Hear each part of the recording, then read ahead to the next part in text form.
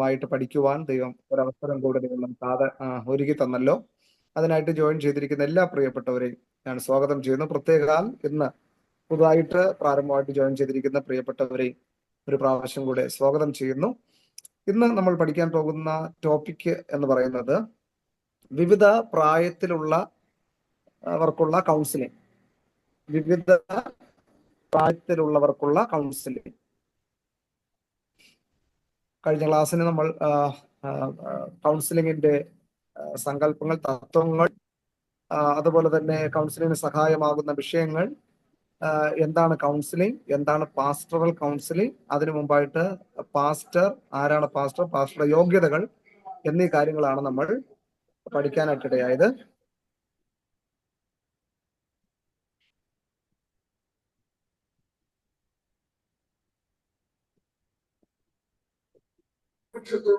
Okay, അപ്പോ ഇന്ന് നമ്മൾ പഠിക്കാനായിട്ട് പോകുന്നത് വിവിധ പ്രായത്തിലുള്ളവർക്കുള്ള കൗൺസിലിംഗ്. വിവിധ പ്രായങ്ങളിലുള്ളവർക്കുള്ള കൗൺസിലിംഗ്.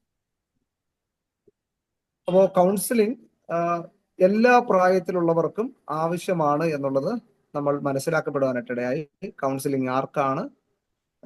സാധാരണ ജീവിതം നയിക്കുന്ന ഏതൊരു നോർമലായിട്ടുള്ള വ്യക്തികൾക്കും കൗൺസിലിംഗ് ആവശ്യമാണെന്ന് നമ്മൾ മനസ്സിലാക്കി. എന്ന് പറഞ്ഞാൽ ജീവിതത്തിൽ വരുന്ന പ്രതിസന്ധികളെ അഭിമുഖീകരിക്കാൻ ആ വ്യക്തിയെ സഹായിക്കുന്ന പ്രക്രിയയാണ് കൗൺസിലിംഗ് എന്നതുകൊണ്ട് ഉദ്ദേശിക്കുന്നത്. അത് നമ്മൾ പഠിച്ചു കഴിഞ്ഞു. ഇന്ന് ഓരോ പ്രായത്തിലും ഓരോ വ്യക്തികൾ അനുഭവിക്കുന്ന പ്രതിസന്ധികളുണ്ട്, പ്രതിസന്ധികളുണ്ട്. അതുകൊണ്ട് തന്നെ ഓരോ പ്രതിസന്ധിയും ഓരോ പ്രായത്തിലും വ്യത്യസ്തമായിരിക്കും. അവർക്ക് മാനസികമായിട്ട്, ശാരീരികമായിട്ട്, വൈകാരികമായിട്ടുണ്ടാകുന്ന പ്രയാസങ്ങളും വ്യത്യസ്തമായിരിക്കും.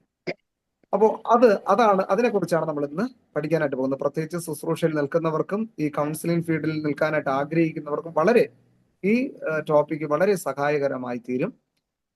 ഓക്കെ, വിവിധ പ്രായത്തിലുള്ളവർക്കുള്ള കൗൺസിലിംഗ്. അപ്പോൾ ജനറലായിട്ട് പൊതുവായിട്ട് നമ്മൾ പഠിക്കുമ്പോൾ മനുഷ്യ ജീവിതത്തെ 5 ഘട്ടമായിട്ട് തിരിച്ചിട്ടുണ്ട്. ശൈശവം, ബാല്യം, കൗമാരം, യൗവനം, വാർദ്ധക്യം, അല്ലെ? അപ്പൊ ഇന്ന് 5 ഘട്ടങ്ങളിലൂടെ ഒരു മനുഷ്യൻ ഒരു 70ഓ 80ഓ അല്ലെങ്കിൽ അതിനപ്പുറമായിട്ട് 100ഓ ഒക്കെ വയസ്സ് ജീവിച്ചു കഴിഞ്ഞാൽ ഈ 5 ഘട്ടത്തിലൂടെയും ഓരോ വ്യക്തികളും അതിജീവിക്കാനായിട്ടിടയാണ്. അപ്പോ എനിക്ക് തോന്നുന്നു യൗവനത്തിന്റെ അടുത്ത ഘട്ടത്തിലേക്ക് എത്തിയിട്ടുള്ള പ്രിയപ്പെട്ടവരാണ് കൂടുതലും ഉള്ളത്. അടുത്ത ലൈഫ് സ്പാമിന്റെ 5ാമത്തെ ഘട്ടത്തിലേക്ക് പ്രവേശിച്ച ഭാഗ്യവാന്മാരായിട്ടുള്ള ദൈവദാസന്മാരാണ് നമുക്കിന്ന് നമ്മുടെ ഗ്രൂപ്പിൽ ഏറ്റവും കൂടുതലായിട്ട് ഉള്ളത്, അല്ലേ? ഓക്കെ, അപ്പോ ഈ പ്രായത്തിൽ അതുകൊണ്ട് തന്നെ ഓരോ ഘട്ടം പഠിപ്പിക്കാനും വളരെ ഈസിയാണ്. നിങ്ങൾ ഈ ഘട്ടത്തിലൂടെ കടന്നു പോയിട്ടുള്ളവരാണ്. അതുകൊണ്ട് തന്നെ ഓരോ ഭാഗങ്ങളും പറയുമ്പോൾ നിങ്ങളുടെ കോൺട്രിബ്യൂഷനും അല്ലെങ്കിൽ നിങ്ങളുടെ അഭിപ്രായങ്ങളും ഈ സബ്ജക്റ്റിന് വളരെ സഹായകരമായി തീരും. ഓക്കെ, അപ്പോ നമ്മൾ തുടക്കത്തില് പറഞ്ഞു നല്ല ശ്രോതാവാകാൻ വേണ്ട കാര്യങ്ങളെന്നും പറഞ്ഞ് സാർ ഒരു ഹെഡിങ് പറഞ്ഞ് നിർത്തിയായിരുന്നു. അതിന് പിന്നെ പറഞ്ഞിട്ടില്ല. ഓക്കെ, അത് പറഞ്ഞില്ലായിരുന്നോ? ഹെഡിങ് മാത്രമേ എഴുതിയിട്ടുള്ളൂ? അത് മാത്രമേ എഴുതിയിട്ടുള്ളൂ. 5 പോയിന്റ് എഴുതി സുജിൻ ബ്രദറെ.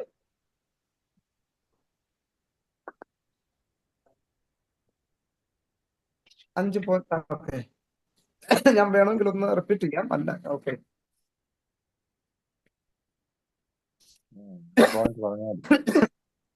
വേണ്ട സാറേ, വേണ്ട. സുജിൻ അത് എഴുതിയായിരുന്നേ, അത് ഞാൻ പറഞ്ഞായിരുന്നു, ഓർമ്മയുണ്ട്. ഓക്കെ, എനിക്ക് ഇച്ചിരി നെറ്റ്വർക്ക്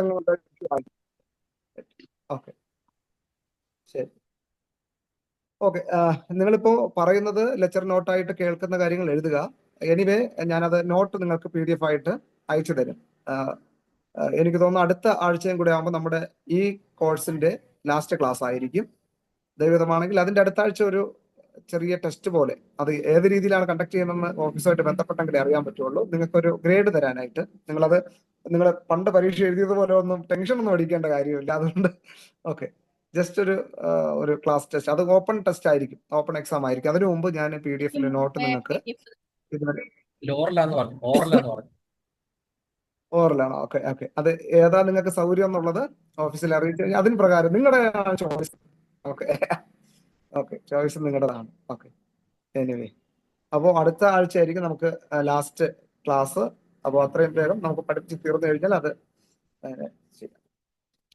ഓക്കെ, അപ്പോൾ ഈ കോഴ്സ് ഈ ടോപ്പിക്ക് കണ്ടിന്യൂ ചെയ്യാമല്ലോ, വിവിധ പ്രായത്തിലുള്ളവർക്കുള്ള കൗൺസിലിംഗ്. അപ്പോ സഭയിൽ നമ്മൾ പാസ്റ്ററൽ കൗൺസിലിംഗ് ആണ് അടിസ്ഥാനമായിട്ട് നമ്മൾ പഠിക്കുന്നത്. അതിനെ ആസ്പദമാക്കിയിട്ടാണോ പഠിക്കുന്നത്?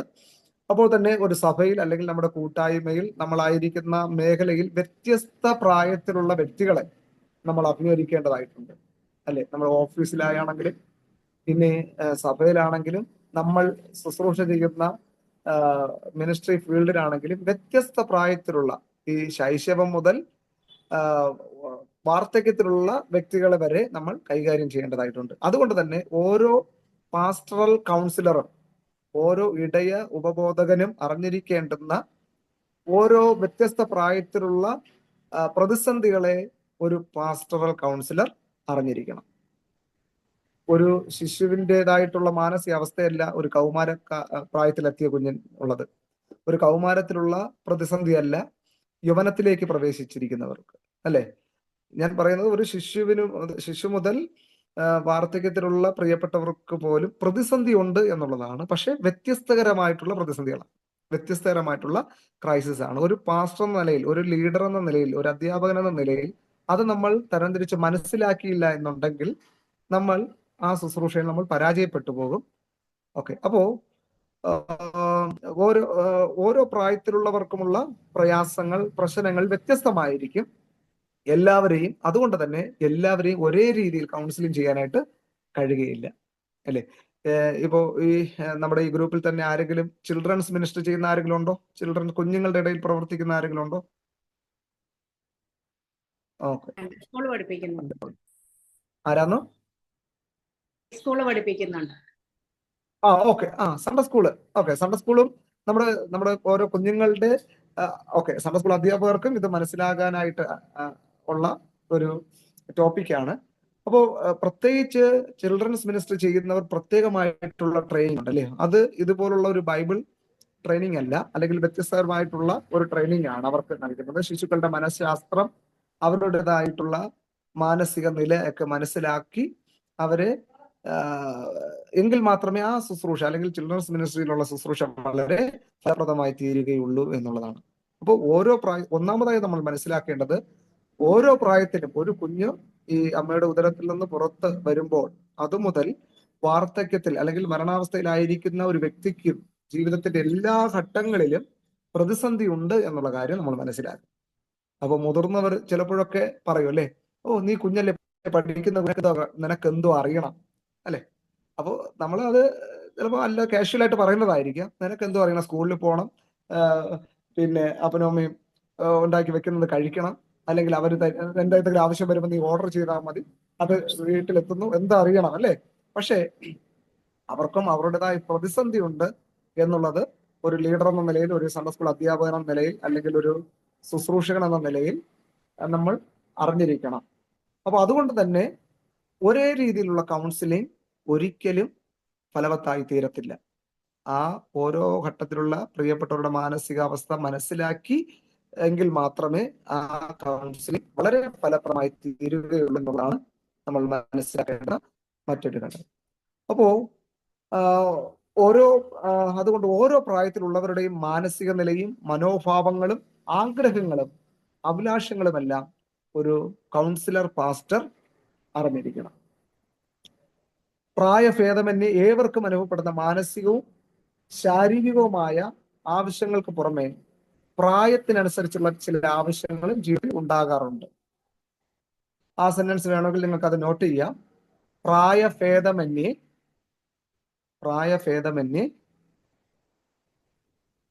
ഏവർക്കും അനുഭവപ്പെടുന്ന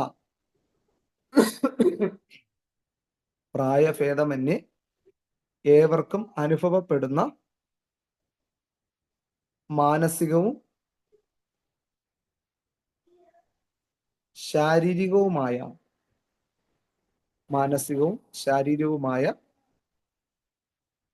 ആവശ്യങ്ങൾക്ക് പുറമെ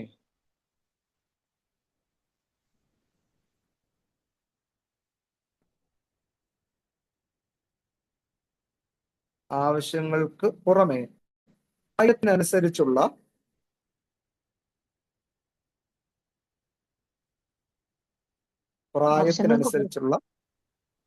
ആവശ്യങ്ങൾക്ക് പുറമെ പ്രായത്തിനനുസരിച്ചുള്ള ചില ആവശ്യങ്ങളും ജീവിതത്തിൽ ഉണ്ടാകാറുണ്ട്.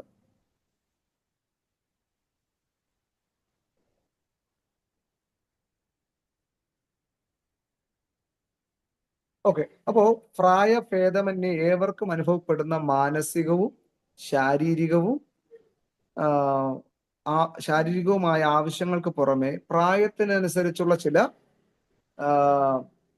ആവശ്യങ്ങളും ജീവിതത്തിൽ ഉണ്ടാകാറുണ്ട്. അതുകൊണ്ട് അപ്പോൾ പ്രായത്തിനനുസരിച്ചുള്ള ആവശ്യങ്ങൾ ഒരുപോലെയല്ല. എല്ലാ പ്രായത്തിലുള്ള വ്യക്തികൾക്കും ഉണ്ടാകുന്ന ആവശ്യങ്ങൾ ഒരുപോലെയുള്ള ആവശ്യങ്ങളായിരിക്കത്തില്ല. അതുകൊണ്ട് തന്നെ മനുഷ്യ ജീവിതത്തിന്റെ വിവിധ ഘട്ടങ്ങളെ കുറിച്ച് നമ്മൾ പഠിക്കേണ്ടത് വളരെ ആവശ്യമാണ്. ഓക്കെ, ഇനി ഇതൊരു ആമുഖമായിട്ട് നമ്മൾ മനസ്സിലാക്കാനിടയായി. ഇതിൽ ഇനി ഒന്നാമത്തെ സ്റ്റേജിലേക്ക് നമ്മൾ കടക്കുകയാണ്. ശൈശവം.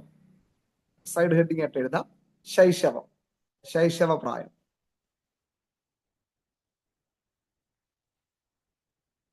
അപ്പോൾ ഈ പ്രായത്തിലൂടെ നമ്മൾ എല്ലാവരും കടന്നു പോയിട്ടുള്ളവരാണ്. അപ്പോ ഇപ്പോ ഇവിടെ ഇരിക്കുന്നത് കൊച്ചുമക്കളൊക്കെ ഉള്ള പ്രിയപ്പെട്ട മാതാപിതാക്കളാണ് അല്ലേ. അപ്പോ ഈ ഒരു അവസ്ഥ ഇപ്പോഴും നമുക്ക് വീണ്ടും ഒന്നേന്ന് നമ്മൾ അനുഭവിച്ചുകൊണ്ടിരിക്കുകയാണ് അല്ലേ. എന്ന് പറഞ്ഞാൽ നമ്മുടെ മക്കൾ അവർക്ക് അവരുടേതായ തിരക്കുള്ള ജോലിയുടെ നടുവിൽ അവര് ഓഫീസ് വർക്കും മറ്റു കാര്യങ്ങളൊക്കെ പോകുമ്പോൾ കൊച്ചുമക്കളെ നോക്കേണ്ടുന്ന കടമ ഇപ്പോൾ മാതാപിതാക്കളായ നിങ്ങൾക്ക് നൽകിയിട്ടുണ്ട് അല്ലേ. ഒന്ന് രണ്ടുപേര് പറഞ്ഞു, ഓക്കെ കൊച്ചുമക്കൾ വീട്ടിലുണ്ട്, ഓക്കെ അതുകൊണ്ട് സമയം കണ്ടെത്താൻ കഴിയുമോ എന്നുള്ളത് അറിയത്തില്ല. ഓക്കെ, അപ്പോൾ ഈ പ്രായത്തിലുള്ള കുറെ കാര്യങ്ങൾ ഞാൻ പറയുമ്പോൾ തന്നെ നിങ്ങൾക്ക് നിങ്ങളുടെ അനുഭവത്തിലൂടെ അനുഭവിക്കുന്നതായതുകൊണ്ട് നിങ്ങൾക്ക് വളരെ ഈസി ആയിട്ട് പെട്ടെന്ന് മനസ്സിലാക്കാനായിട്ട് കഴിയും. അപ്പോൾ ഈ പ്രായത്തിൽ അല്ലെങ്കിൽ ശൈശവ പ്രായം എന്ന് പറയുന്നത് ഫ്രം ബർത്ത് ടു ഒരു 5-6 വയസ്സ് വരെയുള്ള ടൈമാണ്. ജനനം മുതൽ 5 വയസ്സ് വരെയുള്ള പ്രായം, ഓക്കെ, ശൈശവം. അപ്പോ ഈ പ്രായത്തിൽ കുഞ്ഞുങ്ങൾ ഏറ്റവും കൂടുതൽ ആഗ്രഹിക്കുന്നത് എന്താണ്? ആർക്കെങ്കിലും പറയാമോ? ജനിച്ച കുഞ്ഞുങ്ങൾ ആഗ്രഹിക്കുന്നതാണോ? കുഞ്ഞുങ്ങളുടെ കാര്യമാണോ പറയുന്നത്? ജോസഫ് ജാക്കോ മാസ്റ്റർ കൗൺസിലിംഗ് വളരെ ഈസി. അമ്മയുടെ ഒരു അമ്മയുടെ സാന്നിധ്യമാണ് ഈ പ്രായത്തിന്റെ ഒരു കുഞ്ഞ് ആഗ്രഹിക്കുന്നത്. ഒരു കുഞ്ഞ് ഏറ്റവും കൂടുതൽ അവൻ ഉണരുമ്പോഴും ഉണർന്നിരിക്കുമ്പോഴും കഴിക്കുമ്പോഴും കളിക്കുമ്പോഴും അമ്മ തന്റെ അടുത്ത് ഉണ്ടാകണമെന്ന് ഈ പ്രായത്തിലെ കുഞ്ഞ് ആഗ്രഹിക്കും. അപ്പോ അതിന്റെ ഓപ്പോസിറ്റ് നമ്മൾ ചിന്തിച്ചാൽ മതി. ഈ കുഞ്ഞിന്റെ പ്രതിസന്ധി എന്നാണ്? അമ്മ അടുത്തില്ലാത്തതാണ് ഈ കുഞ്ഞിന്റെ പ്രതിസന്ധി. മനസ്സിലായോ? ഓക്കെ, അപ്പോ ശൈശവ പ്രായത്തിലുള്ള പ്രതിസന്ധിയാണ് ഞാൻ പറഞ്ഞു വരുന്നത്. അപ്പോ തനിക്ക് 9 മാസം അല്ലെങ്കിൽ 10 മാസത്തോളം ഉദരത്തിൽ വഹിച്ച് അമ്മയുടെ ലാളനകളും പ്രാർത്ഥനകളും പാട്ടുകളും സംസാരവും കേട്ട് വളർന്ന ആ കുഞ്ഞ് ഏറ്റവും കൂടുതൽ ആഗ്രഹിക്കുന്നത് തന്റെ മാതാവ് തന്നെ ഉണ്ടാകണം. അത് എപ്പോഴും ഉണരുമ്പോഴും ഉറങ്ങുമ്പോഴും ഓരോ ദൗത്യത്തിൽ ഏർപ്പെടുമ്പോഴും തന്റെ മാതാവ് കൂടെ ഉണ്ടാകണമെന്നുള്ളത് ഈ കുഞ്ഞുങ്ങൾ ആഗ്രഹിക്കുന്നു. ഇനി എന്തുകൊണ്ടാണ് അങ്ങനെ ആഗ്രഹിക്കുന്നത്? അമ്മയിൽ നിന്ന് കുഞ്ഞിന് കൂടുതൽ സംരക്ഷണ അനുഭവപ്പെട്ടത് കൊണ്ടാണ്. ഒരുപക്ഷെ പിതാവ് കൂടെ ഉണ്ടാകുമെങ്കിലും ഈ കുഞ്ഞ് ഏറ്റവും കൂടുതൽ അനുഭവിച്ചത് മാതാവിന്റെ ആ സ്നേഹത്തിൽ നിന്നാണ് അല്ലേ. ആ ഉദരത്തിൽ ഇരിക്കുമ്പോൾ കുഞ്ഞ് കേട്ടും ഗ്രഹിച്ചും മനസ്സിലാക്കിയത് ഈ അമ്മയുടെ ശബ്ദവും അമ്മയുടെ ആ ചൂടും ഒക്കെയാണ്. അതുകൊണ്ട് തന്നെ ഇച്ചിരി 2 വയസ്സൊക്കെ കഴിയണം അല്ലേ അപ്പനുമായിട്ട് കൂടുതൽ അറ്റാച്ച് വരാനായിട്ട് അല്ലെ. കൈക്കുഞ്ഞുങ്ങൾ കൂടുതലും അമ്മ അല്ലെ. അത് കുഞ്ഞ് കരയുമ്പോൾ ആരെടുത്താലും, അപ്പച്ചനെടുത്താലും അമ്മാമ്മ എടുത്താലും പിന്നെ കുഞ്ഞിന്റെ പപ്പ എടുത്താലും കരച്ചിൽ നിർത്തുന്ന അമ്മ എടുത്ത് ഒന്ന് വച്ച് തോളിലിട്ട് 2 തട്ടൊക്കെ തട്ടും. ഓക്കെ എന്ന് പറയുമ്പോൾ ഈ കുഞ്ഞിന്റെ ഹാർട്ടും അമ്മയുടെ ഈ ചൂടും അടിക്കുമ്പോൾ കുഞ്ഞ് ഓക്കെയാണ് അല്ലെ. അങ്ങനെ കണ്ടിട്ടില്ലേ? ഓക്കെ, നമ്മളെല്ലാവരും അമ്മമാരായിട്ടുള്ള പ്രിയ അമ്മമാരുണ്ടല്ലോ. അപ്പോ കുഞ്ഞുങ്ങൾ ഏറ്റവും കൂടുതൽ ആഗ്രഹിക്കുന്ന അമ്മയുടെ സാന്നിധ്യമാണ്, സാമീപ്യമാണ്. എന്തുകൊണ്ടെന്നാൽ അമ്മയിൽ നിന്നും ശിശുവിന് സുരക്ഷിത ബോധം അനുഭവപ്പെടുന്നത് കൊണ്ടാണ്. അതാണ് ഏറ്റവും പ്രധാനമായിട്ടുള്ള ഒരു കാര്യം. അപ്പോ അവന് ഭക്ഷണം നൽകുന്നതും ലാളിക്കുന്നതും ഉറക്കുന്നതുമെല്ലാം അമ്മയാണ്, അല്ലേ? ഒരു പരിധി വരെ, അല്ലെങ്കിൽ കുഞ്ഞിന് ഒരു 1-2 വയസ്സ് വരെ അമ്മയാണ് ഫുഡ് നൽകുന്നത്, അല്ലേ? അപ്പോ അമ്മയാണ് എല്ലാത്തിനും എല്ലാം എന്നുള്ളതാണ്. അപ്പോ അമ്മയോട് പറ്റിച്ചേർന്ന് കിടക്കാനാണ് പൈതലിന് താല്പര്യം. അമ്മയുടെ അടുത്ത് നിന്ന് എടുത്തു മാറ്റിയാൽ ദേഷ്യം ഉണ്ടാകുന്നതുകൊണ്ട് ആ ദേഷ്യം എക്സ്പ്രസ് ചെയ്യുന്നത് എങ്ങനെയാണ്? കുഞ്ഞുങ്ങൾ അവരുടെ ദേഷ്യവും സങ്കടവും ആവശ്യമൊക്കെ അവർ പറയുന്നത് എങ്ങനെയാണ്? കരച്ചിലൂടെയാണ്, അല്ലേ? അവർ കരയും, അല്ലേ? അപ്പോ ഒരു അമ്മയ്ക്ക് മാത്രമേ കുഞ്ഞെന്തിനാണ് കരയുന്നതെന്ന് അറിയാൻ പറ്റുള്ളൂ, അല്ലേ? അപ്പം പറയും, അതാ കുഞ്ഞിന് വിശന്ന് കിടന്ന് കരയുക, കുഞ്ഞിനെ ഒന്ന് ഫീഡ് ചെയ്യാന്ന് പറയും. അപ്പൊ അമ്മയ്ക്കറിയാം വിശന്നിട്ടുമല്ല, കുഞ്ഞ് യൂറിൻ പാസ് ചെയ്തിട്ടാണ് കരയുന്നതെന്ന് അമ്മയ്ക്കറിയാം, അല്ലെ? എന്ന് പറഞ്ഞാൽ ഇപ്പം ഫീഡ് ചെയ്തിട്ട് വന്നത് എന്നുള്ളത് അമ്മയ്ക്കറിയാം. ഇത് അപ്പം കണ്ടില്ല, അതാണ് വിഷയം, അല്ലേ? കുഞ്ഞ് എപ്പം കരഞ്ഞാലും കുഞ്ഞിനെ എടുത്ത് കഴിക്കാൻ കൊടുക്കാന്ന് പറയും. ഓക്കെ, അങ്ങനെ പറയും. ഓക്കെ, പക്ഷെ ഒരു അമ്മയ്ക്കറിയാം കുഞ്ഞ് എന്തിനാണ് കരയുന്നതെന്ന്. അപ്പോ അതുകൊണ്ടാണ് അമ്മയുമായിട്ടുള്ള ബന്ധം ആ കുഞ്ഞ് ഏറ്റവും കൂടുതൽ ആഗ്രഹിക്കുന്നത് എന്നുള്ളത്. അപ്പോ ഒരു കളിപ്പാട്ടം ടോയ്സ് വെച്ച് കുഞ്ഞ് കളിച്ചുകൊണ്ടിരിക്കുകയാണെങ്കിൽ ആ കുഞ്ഞ് കരഞ്ഞു കഴിഞ്ഞാൽ അമ്മയ്ക്കറിയാം അവന്റെ ഇരുന്ന കളിപ്പാട്ടം അല്ലെങ്കിൽ ബോൾ ഉരുണ്ടങ്ങോട്ട് പോയി, അവൻ എത്താൻ പറ്റാത്തൊരു സാഹചര്യത്തിൽ നിൽക്കുകയാണ്. അമ്മ അടുക്കള കിച്ചണിൽ പണിതുകൊണ്ടിരുന്നാൽ പോലും അമ്മയ്ക്കറിയാം അതുകൊണ്ടാണ് എന്നുള്ളത്. പക്ഷെ അപ്പൻ അറിയത്തില്ലായിരിക്കും, അല്ലേ? അപ്പൊ അമ്മയ്ക്ക് അറിയാം. അല്ലെങ്കിൽ ഒന്ന് പറയും, ആ സാധനം എടുത്ത് അവന്റെ കൈ കൊടുക്ക് എന്ന് പറയുമ്പോൾ ഓക്കെയാണ്, അല്ലേ? ഇപ്പോഴത്തെ കുഞ്ഞുങ്ങൾക്ക് ഇതൊന്നും വേണ്ട, ഒരു ആൻഡ്രോയിഡ് മൊബൈൽ മാത്രം മതി, അല്ലേ? ജനിച്ചു കഴിയുമ്പോഴേ നമ്മൾ എത്ര ലോക്ക് ഇട്ടാലും അവർക്കറിയാം ലോക്ക് അഴിക്കാനായിട്ട്. എന്നിട്ട് ഇങ്ങനെ എടുത്തു വെച്ചിട്ട് പറയാണല്ലേ, യൂട്യൂബ് എന്ന് കറക്റ്റ് ആയിട്ട് പറയുന്നില്ല, യൂട്യൂബ് എന്നൊക്കെ പറയും, അല്ലേ? അവർ പറയുന്ന കാര്യങ്ങളെല്ലാം അവിടെ ഡിസ്പ്ലേയിൽ വരികയാണ്. ഓക്കെ, അപ്പോ അതെ. അപ്പോ മറ്റാരുടെ അപ്പോ ഈ ശൈശവ പ്രായത്തിലുള്ള കുഞ്ഞുങ്ങൾ അനുഭവിക്കുന്ന ഒരു പ്രതിസന്ധി എന്ന് പറയുന്നത് അമ്മയുടെ അസാന്നിധ്യമാണ്. ഈ കുഞ്ഞനുഭവിക്കുന്ന പ്രതിസന്ധി. അപ്പോൾ ചിലരൊക്കെ പറയും, ഈ അമ്മ ഇപ്പോ നമുക്ക് നമ്മുടെ പുതിയ അല്ലെങ്കിൽ യൗവനക്കാരായ അമ്മമാരെ പറഞ്ഞിട്ട് കാര്യമില്ല, അവർക്ക് ജോലി ചെയ്യണം, അല്ലേ? അവർക്ക് ജോലിക്ക് പോകണം. അപ്പൊ പാവം അപ്പച്ചനും അമ്മാമ്മമാരുമാണ് ഈ കുഞ്ഞുങ്ങളുടെ ഏക ആശ്രയം എന്ന് പറയുന്നത്. അപ്പൊ ഈ കുഞ്ഞുങ്ങൾ കരയും. അപ്പോ ചിലരൊക്കെ ദൈവദാസൻ വരുമ്പോ കുഞ്ഞ് ഈയിടെയായിട്ട് ഭയങ്കര കരച്ചിലാണ് എന്ന് പറയുമ്പോൾ ദൈവദാസൻ എന്ന നിലയിൽ ദൈവദാസന് പ്രാർത്ഥിക്കാനേ പറയാൻ പറ്റുള്ളൂ. പക്ഷേ ഒരു കൗൺസിലർ പാസ്റ്റർ ആണെങ്കിൽ അറിയാം കുഞ്ഞ് എന്തിനാണ് കരയുന്നത്. ദൈശാചികമായ പോരാട്ടമൊന്നുമല്ല, അമ്മയുടെ സാന്നിധ്യം ഇല്ലാത്തത് കൊണ്ട് കുഞ്ഞ് കരയുന്നതാണെന്നുള്ളത് മനസ്സിലാക്കാം. ഓക്കെ, അപ്പൊ മറ്റാരുടെയും സാന്നിധ്യവും ആശ്വാസവും ചിലപ്പോ കുഞ്ഞിന് സന്തോഷമായിരിക്കുകയില്ല. മാതൃലാളന അനുഭവിക്കാൻ കഴിയാത്ത കുഞ്ഞുങ്ങൾ വളർന്നു വരുമ്പോൾ വിവിധ സ്വഭാവ വൈകല്യങ്ങൾ ഉണ്ടാകും. അപ്പോ ഈ പഠനങ്ങൾ തെളിയിച്ചിട്ടുള്ള ഒരു കാര്യമാണ്, മാതൃലാളന അനുഭവിക്കുവാൻ കഴിയാത്ത കുഞ്ഞുങ്ങളിൽ വളർന്നു വരുമ്പോൾ പലവിധ സ്വഭാവ വികലതകളും ഉണ്ടാകാൻ സാധ്യത ഉണ്ടെന്നുള്ളതാണ് പഠനങ്ങൾ തെളിയിച്ചിട്ടുള്ളത്. ഓക്കെ, അപ്പോ ഇനി അല്പം കൂടി മുതിർന്ന അല്ലെങ്കിൽ ശൈശവത്തിൽ നിന്ന് അല്പം കൂടെ അല്ലെങ്കിൽ 2ാം സ്റ്റേജിലേക്ക് വരുമ്പോൾ, അതായത് ഒരു 6 മുതൽ 7-8 വയസ്സ് വരെയുള്ള പ്രായത്തിലേക്ക് എത്തുമ്പോൾ കുഞ്ഞുങ്ങൾ അതിനു മുമ്പ് തന്നെ നടക്കാനായിട്ടൊക്കെ തുടങ്ങും.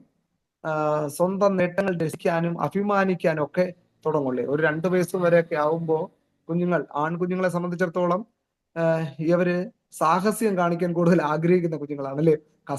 കസേരയുടെ മണ്ടയ്ക്ക് വലിഞ്ഞു കയറുന്നു. പിന്നെ വീട്ടിനകത്താണല്ലോ ഇപ്പൊ മിക്ക വീടുകളുടെ ഷെയർ കേസ്. അപ്പോ കുഞ്ഞുങ്ങളുള്ള വീടുകൾ നമുക്കറിയാം, അല്ലേ? എല്ലായിടവും ഈ റെയിൽവേ ക്രോസ് പോലെ ഈ പട്ടിയിലോ അല്ലെങ്കിൽ എന്തെങ്കിലും ഇരുമ്പ് സ്റ്റാൻഡോ ഒക്കെ വച്ചേക്കും, അല്ലേ? അപ്പോ അറിയാം ഇവിടെ ഈ വീട്ടിലെ കുഞ്ഞുങ്ങൾ ഉണ്ടെന്നുള്ളത്. അല്ലെന്നുണ്ടെങ്കിൽ ഇവര് പടി കയറും, അല്ലേ? അപ്പോ മുതിർന്നവരെന്ന നിലയിൽ നമുക്കറിയാം ഈ കുഞ്ഞ് പടി കയറാൻ അറിയാവോ, തിരിച്ചിറങ്ങാൻ അറിയത്തില്ല എന്ന് നമുക്കറിയാം. അതിന്റെ പരിണിത ഫലം എന്ത് സംഭവിക്കുന്നു നമുക്കറിയാം. അതുകൊണ്ട് നമ്മൾ എന്ത് ചെയ്യും? കുഞ്ഞ് ഒരു സ്റ്റെപ്പ് കയറുമ്പോൾ തന്നെ നമ്മൾ തൂക്കിയെടുത്തിട്ട് താഴെ ഇരുത്തും, അല്ലേ? അപ്പൊ ഈ കുഞ്ഞ് വാവിട്ടങ്ങ് കരയും, അല്ലേ? അപ്പൊ എന്താണ്? അപ്പൊ ഈ കുഞ്ഞ് അനുഭവിക്കുന്ന പ്രതിസന്ധി അവന്റെ അച്ചീവ്മെന്റിൽ നമ്മൾ എന്ത് ചെയ്യണം? പ്രോത്സാഹനം ചെയ്യണം. നീ ഒരു സ്റ്റെപ്പ് കയറിയില്ലേ, വെരി ഗുഡ് എന്ന് പറഞ്ഞ് അവനെ ഒന്ന് ക്ലാപ്പ് ചെയ്ത് വെരി ഗുഡ് എന്ന് പറഞ്ഞിട്ട് ഇനി നമുക്ക് താഴെ ഇറങ്ങുന്ന പറഞ്ഞ് പതിയെ ഇറങ്ങിയാൽ അവൻ നമുക്ക് കൈ തന്ന്, അല്ലെങ്കിൽ ആ കുഞ്ഞ് നമുക്ക് കൈ തന്ന് എന്ത് ചെയ്യും? താഴോട്ട് ഇറങ്ങി വരും, അല്ലേ? ഇത് ചെയ്യാതെ നമ്മൾ ഇപ്പൊ അടി മേടിക്കും എന്ന് പറഞ്ഞിട്ട് തൂക്കിയെടുത്തോട്ട് വന്നാലോ ഈ കുഞ്ഞിന് ഭയങ്കര വിഷമോ എന്ന് പറഞ്ഞാൽ അവന്റെ അംഗീകാരത്തിൽ സന്തോഷിക്കുന്നില്ല എന്നുള്ളതാണ്. അത് കുഞ്ഞുങ്ങൾക്കുണ്ടാകുന്ന ഒരു പ്രതിസന്ധിയാണ്. അപ്പോ ഈ കുഞ്ഞുങ്ങൾ ഈ പാൽക്കുപ്പിയൊക്കെ അല്ലെ, മാതാവിന്റെ ഫീഡിംഗ് ഒക്കെ മാറിയിട്ട് ഈ പാല് കുപ്പിയിലൊക്കെ ഒഴിച്ചു കൊടുക്കും അല്ലെ. അപ്പൊ സ്വന്തമായിട്ടൊക്കെ പിടിച്ച് കുടിക്കാൻ തുടങ്ങും. അപ്പൊ കുഞ്ഞുങ്ങളാകുമ്പോൾ നമ്മളൊരു ചെറിയൊരു സപ്പോർട്ട് വച്ചേക്കും അല്ലെ. എന്ന് പറഞ്ഞാൽ ഇങ്ങനെ കുടിക്കുമ്പോൾ അധികം ആയിക്കഴിഞ്ഞാൽ വായിൽ മൊത്തം മൂക്കിൽ കൂടെയൊക്കെ പോകാൻ സാധ്യത ഉണ്ടെന്ന് നമുക്കറിയാം. പക്ഷെ കുഞ്ഞുങ്ങൾക്ക് അറിയത്തില്ല. പക്ഷെ കുഞ്ഞുങ്ങൾ അത് മനസ്സിലാക്കാതെ അവർ തന്നെ പിടിച്ച് കുടിക്കാനായിട്ട് എന്ത് ചെയ്യും? ശ്രമിക്കും അല്ലെ. ഓക്കെ. അപ്പോൾ അതൊക്കെ നമ്മൾ വളരെ ശ്രദ്ധിക്കുകയും ആ സമയങ്ങളിൽ വളരെ കരുതലും ഉണ്ടാകേണ്ടുന്ന കാര്യമാണ്. അപ്പോൾ തന്നെ സ്വന്തം നേട്ടങ്ങൾ അല്ലെങ്കിൽ ഈ കാര്യങ്ങളൊക്കെ ചെയ്യുമ്പോൾ അവന്റെ നേട്ടമായിട്ടാണ് ആ കുഞ്ഞ് മനസ്സിലാക്കുന്നത്. ആ നേട്ടങ്ങളിൽ നമ്മൾ അവരെ കർശനമായിട്ട് അതിൽ നിന്നൊക്കെ കൊണ്ടുവരുമ്പോൾ അവർ ചിന്തിക്കും, ഓക്കെ, അവരെ നമ്മൾ എന്ത് ചെയ്യുന്നു, ഉപദ്രവിക്കുന്നു അല്ലെങ്കിൽ തടസ്സപ്പെടുത്തുന്നു എന്നുള്ളതാണ്. അപ്പോ പ്രത്യേകിച്ച് അടുത്ത ഒരു ഘട്ടം എന്ന് പറയുന്നത് ശൈശവ പ്രായത്തിലുള്ള കുഞ്ഞുങ്ങൾ ഇഴഞ്ഞു നടക്കാൻ പരുവാകുമ്പോൾ നമ്മൾ കൂടുതലായിട്ട് ശ്രദ്ധിക്കണം അല്ലെ. അവരുടെ കയ്യിൽ കിട്ടുന്ന എന്തും അവരെടുത്തിട്ട് ആദ്യം ചെയ്യുന്ന എന്താണ്? വായിക്കത്തോട്ടം വെക്കും അല്ലെ. അത് ഉള്ളിത്തോടാണെങ്കിലും ചപ്പലാണെങ്കിലും പിന്നെ നിലത്ത് കിടക്കുന്ന എന്താണെങ്കിലും ആദ്യം എടുത്ത ഉടനെ നോക്കിയിട്ട് വായിലോട്ടങ്ങ് വെക്കും അല്ലെ. ഓക്കെ. അപ്പോ നമ്മൾ പെട്ടെന്ന് അതിന്റെ പരിണിത ഫലം നമുക്ക് എന്താണെന്ന് അറിയാം. അതുകൊണ്ട് നമ്മൾ എന്ത് ചെയ്യും? അതിനെ ഒന്ന് പിടിച്ചു മാറ്റാനോ അല്ലെങ്കിൽ തട്ടിക്കളയാനോ ശ്രമിക്കും. അപ്പോൾ കുഞ്ഞ് അത് മനസ്സിലാക്കാതെ കാര്യമില്ല. അപ്പൊ നമ്മൾ പറയണം, ഇത് മക്കൾക്ക് എടുത്തുകൂടാ അല്ലെങ്കിൽ ഇത് കഴിച്ചുകൂടാ എന്ന് പറഞ്ഞാലൊന്നും അവർക്ക് മനസ്സിലാകാൻ പോകുന്നില്ല. പക്ഷെ അവർക്ക് മനസ്സിലാകുന്ന രീതിയിൽ അയ്യോ അത് വേണ്ട എന്നുള്ള രീതിയിലൊക്കെ നമ്മൾ എന്ത് ചെയ്യണം? അവരോട് സഹകരിക്കാനും അത് ഉള്ള കാര്യങ്ങൾ ചെയ്യണം. അപ്പോൾ ശരിയായി കുട്ടികളെ വളർത്തിക്കൊണ്ട് വന്നാൽ ഭാവിയിൽ നേരിടുന്ന വിഷമങ്ങളെ അഭിമുഖീകരിക്കുവാൻ അവർ സമർത്ഥരായി തീരും എന്നുള്ളതാണ്. അപ്പോൾ ഈ ശൈശവഘട്ടത്തിലേക്ക് ജനനം മുതൽ 2 വയസ്സ് വരെയുള്ള പ്രായമാണ് ഇൻഫാന്റ്ഹുഡ് അല്ലെങ്കിൽ ശൈശവം. പിന്നെ ബാല്യത്തിലേക്ക് ഒരു 5 വയസ്സ് വരെ ഒക്കെ വരുമ്പോൾ അവർ സ്കൂളിലേക്ക് പോകാനായിട്ട് തുടങ്ങുന്നു. അടുത്തൊരു പുതിയ സാഹചര്യങ്ങളുമായിട്ട് അവർ പൊരുത്തപ്പെടുകയാണ്. ഓക്കെ. അടുത്ത ഘട്ടമാണ് ബാല്യപ്രായം. രണ്ടാമത്തെ ഘട്ടം ബാല്യപ്രായം. ഒരു സംശയമേ ചോദിച്ചോട്ടെ. ഈ ശൈശവപ്രായം എന്ന് പറയുന്നത് ജനനം മുതൽ 6 വയസ്സ് വരെ എന്ന് പറഞ്ഞു. അപ്പൊ ഈ കുട്ടിക്ക് ഒരു ബോധം വരത്തില്ലല്ലോ, എനിക്ക് കൗൺസിലിങ്ങിന്റെ ആവശ്യം ഉണ്ടെന്നൊരു ബോധം. അപ്പൊ പാരന്റൽ കൗൺസിലിംഗ് ആണോ കൊടുക്കേണ്ടത് അതോ കുട്ടിക്കാണോ കൊടുക്കേണ്ടത്? അല്ല, ഇത് പേരൻസ് അറിയേണ്ട കാര്യങ്ങളാണ്. അതാ ഞാൻ ചോദിച്ചത്. ആ പ്രായത്തിൽ അനുഭവിക്കുന്ന കുഞ്ഞുങ്ങളുടെ പ്രതിസന്ധിയാണ് ഞാൻ പറഞ്ഞത്. ഈ തീരെ കൈക്കുഞ്ഞായിരിക്കുന്നവർക്ക് അമ്മയുടെ സാന്നിധ്യം അല്ലെ ആവശ്യമാണ്. അമ്മയുടെ സാന്നിധ്യം കുഞ്ഞുങ്ങൾക്ക് മാത്രമല്ല, മുതിർന്നവർക്ക് പോലും അമ്മയുടെ സാന്നിധ്യം എപ്പോഴും അവർക്ക് ആ ഒരു സ്ഥാനമുണ്ട്. എങ്കിലും ഈ കുഞ്ഞുങ്ങൾ കൂടുതൽ അഭിമുഖീകരിക്കുന്ന പ്രയാസമാണ് അമ്മയുടെ സാന്നിധ്യം. അത് പേരൻസ് എന്ന നിലയിൽ, ഒരു ക്രിസ്ത്യൻ കൗൺസിലർ എന്ന നിലയിൽ, ഒരു പാസ്റ്റർ കൗൺസിലർ എന്ന നിലയിൽ നമ്മളത് മനസ്സിലാക്കാനും അംഗീകരിക്കാനായിട്ട് ശ്രമിക്കുക എന്നുള്ളതാണ്. ഇനി കുഞ്ഞുങ്ങൾക്ക് പറഞ്ഞാലും അത് മനസ്സിലാകത്തില്ല. ഇവിടെ അമ്മ ജോലിക്കാണ് പോയത്, നിനക്ക് ഉടുപ്പ് മേടിക്കാനാണ്, നിനക്ക് ഭക്ഷണം മേടിക്കാനാണ് എന്ന് പറഞ്ഞാൽ കുഞ്ഞിന് മനസ്സിലാകത്തില്ല അല്ലയോ? ഓക്കെ. അപ്പൊ അതൊരു 5 വയസ്സ് വരെ അല്ലെങ്കിൽ 4-5 വയസ്സ് വരെയുള്ള ടൈമാണ്. അടുത്ത ബാല്യപ്രായമാണ്, ചൈൽഡ്ഹുഡ്, ബാല്യപ്രായം. അത് 6 മുതൽ ഒരു 11 വയസ്സ് വരെ, 11-12 വയസ്സ് വരെ.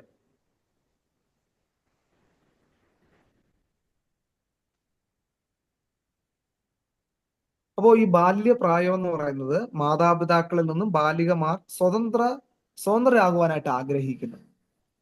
എന്ന് പറഞ്ഞാൽ മാതാവിനെ ഉപേക്ഷിച്ച് പോകണം എന്നുള്ള ആ ഒരു രീതിയല്ല.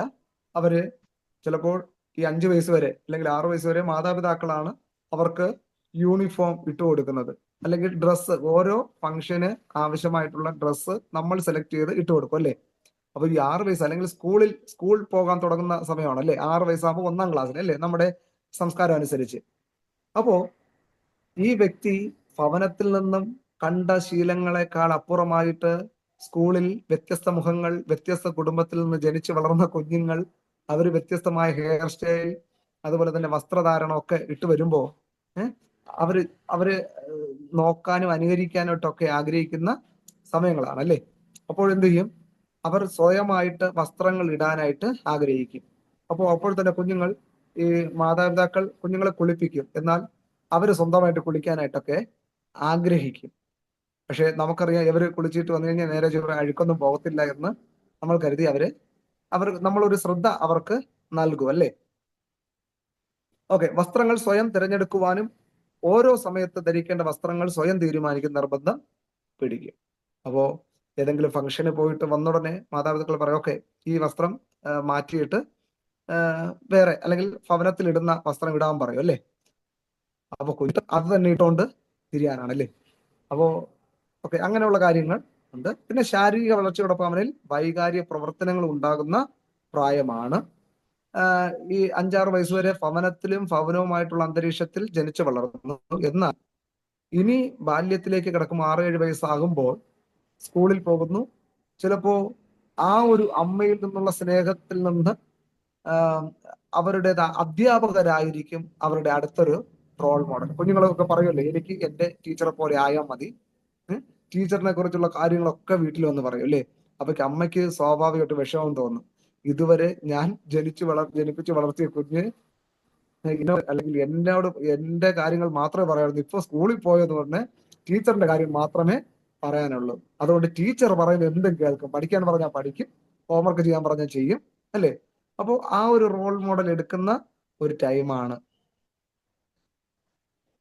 ഓക്കെ, ഇതുവരെ അവർ വീട്ടിലെ ചിട്ടകൾ പാലിക്കുകയും മാതാപിതാക്കളുടെ നിർദ്ദേശങ്ങൾ പാലിക്കുകയും ചെയ്യുമായിരുന്നു. എന്നാൽ ഈ പ്രായത്തിൽ അതിനുള്ള മനസ്സ് കുറഞ്ഞു വരുന്നു. എന്ന് പറഞ്ഞാൽ അവർ വ്യത്യസ്ത ഭവനത്തിൽ നിന്ന് മനസ്സിലാക്കിയതിനേക്കാൾ വ്യത്യസ്തപരമായിട്ടുള്ള ക്രിയേറ്റീവായിട്ടുള്ള കാര്യങ്ങൾ അവർ സ്കൂളിൽ നിന്നും സഹപാഠികളിൽ നിന്നും കണ്ട് പഠിക്കുന്നത് കൊണ്ടാണ് പുതിയ കാര്യങ്ങൾ ചെയ്യാനായിട്ട് അവർ ആഗ്രഹിക്കുന്നത്. ഓക്കെ, അപ്പോ അല്പം കൂടെ വളർന്നു കഴിഞ്ഞാൽ ഒരു 9-10 വയസ്സായി കഴിഞ്ഞു കഴിഞ്ഞാൽ അവർക്ക് അല്ലെങ്കിൽ നമ്മൾ ഇപ്പോ എല്ലാവർക്കും വാഹനങ്ങളുണ്ടല്ലേ? ഭവനത്തിനകത്ത് തന്നെ വാഹനത്തിൽ നമ്മൾ പോവുകയാണ്. മുമ്പൊക്കെ അങ്ങനെയല്ല, അവര് റോഡിൽ കൂടെ നടന്നു പോകേണ്ടുന്ന സന്ദർഭങ്ങൾ ഉണ്ടാവും, അല്ലേ? മാർക്കറ്റിൽ പോകാനാണെങ്കിലും അല്ലെങ്കിൽ ഒരു ബസ് കയറാനാണെങ്കിലും അടുത്ത ജംഗ്ഷൻ വരെ നമ്മൾ നടന്ന് പോവായിരുന്നു. അപ്പോൾ കുഞ്ഞുങ്ങളെ കയ്യിൽ പിടിച്ച് സുരക്ഷിതരായിട്ട് കൊണ്ടുപോകും, അല്ലേ? അപ്പോ ഈ പ്രായത്തിൽ കുഞ്ഞുങ്ങളെ അല്ലെങ്കിൽ വാഹനത്തിരുന്നാലും കൊച്ചു കുഞ്ഞുങ്ങളെ നമ്മൾ അതിൻ്റെതായ കെയറിൽ അവര് ഇരുത്തും. അപ്പോ ഈ ബാല്യപ്രായത്തിലേക്ക് പ്രവേശിച്ച കുഞ്ഞുങ്ങൾ അവർക്ക് സ്വയം വാഹനത്തിൽ കയറാനും അവർക്ക് ഇഷ്ടമുള്ള സീറ്റിൽ ഇരിക്കാനും ഇനി അവര് തീരുമാനിക്കും നമ്മൾ എവിടെ ഇരിക്കണമെന്ന് അവര് തീരുമാനിക്കും, അല്ലേ? ചിലപ്പോ മക്കളുടെ സീറ്റ് ഫ്രണ്ടിലായിരിക്കും. അവരാണ് കാര്യങ്ങളൊക്കെ നിയന്ത്രിക്കുന്നത്. മാതാപിതാക്കൾ അത്യാവശ്യം നിയന്ത്രണങ്ങൾ അവർ. അപ്പോ ഈ പ്രായത്തിൽ അനുഭവിക്കുന്ന ഒരു പ്രതിസന്ധിയാണ് മാതാപിതാക്കളും അധ്യാപകരും നൽകുന്ന ചുമത്തുന്ന നിയന്ത്രണങ്ങൾ അവർ ഇഷ്ടപ്പെടുന്നില്ല. അല്ലെങ്കിൽ അത് ചെയ്യരുത്, ഇങ്ങനെ ചെയ്യണം എന്ന് പറയാൻ അവര് ഇഷ്ടപ്പെടുന്നില്ല. അവരുടേതായ രീതിയിൽ ചെയ്യാനായിട്ട് അവർ ആഗ്രഹിക്കും. പക്ഷെ എല്ലാ കാര്യങ്ങളും അങ്ങനെ വിട്ടുകഴിഞ്ഞാൽ അത് പറ്റത്തില്ല. ബൈബിളിൽ ഒരു വചനം ഉണ്ടല്ലേ, സദൃശവാക്യങ്ങൾ 22-ാം അധ്യായത്തിന്റെ 6-ാമത്തെ വാക്യം തോന്നുന്നു. ബാലൻ നടക്കേണ്ടുന്ന വഴിയിൽ അവനെ അഭ്യസിപ്പിക്കുക, അല്ലെ? 22-ന്റെ 6 ഒന്ന് വായിക്കാമോ?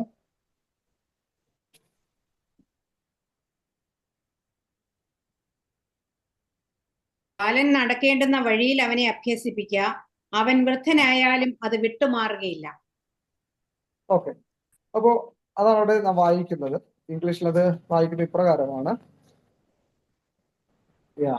22-ന്റെ 6 Proverbs chapter 22:6. Train up a child in the way he should go. Even when he is old, he will not depart from it. അപ്പോ അവിടെ വ്യക്തമായിട്ട് പറയുന്നു, ബാലൻ നടക്കേണ്ടുന്ന വഴിയിൽ അവനെ അഭ്യസിപ്പിക്കുക എന്നുള്ളത്, അല്ലെ? അപ്പൊ നടക്കുന്ന വഴിയിലല്ല, നടക്കേണ്ടുന്ന വഴിയിൽ, അല്ലെ? അത് വളരെ ഇമ്പോർട്ടന്റ് ആണ്. അപ്പോ ചിലവരെ സംബന്ധിച്ചിടത്തോളം കുഞ്ഞുങ്ങൾ തെറ്റായ രീതിയിൽ നടക്കുമ്പോഴും മറ്റാരെങ്കിലും ആ തെറ്റ് ചൂണ്ടിക്കാണിച്ചാൽ പറയും, കുഞ്ഞല്ലേ, അവൻ വളരുമ്പോൾ നേരെയാകുമെന്ന്. പക്ഷെ അത് ശുദ്ധമായിട്ടുള്ള അബദ്ധവും മണ്ടത്തനവുമാണ്, അല്ലേ?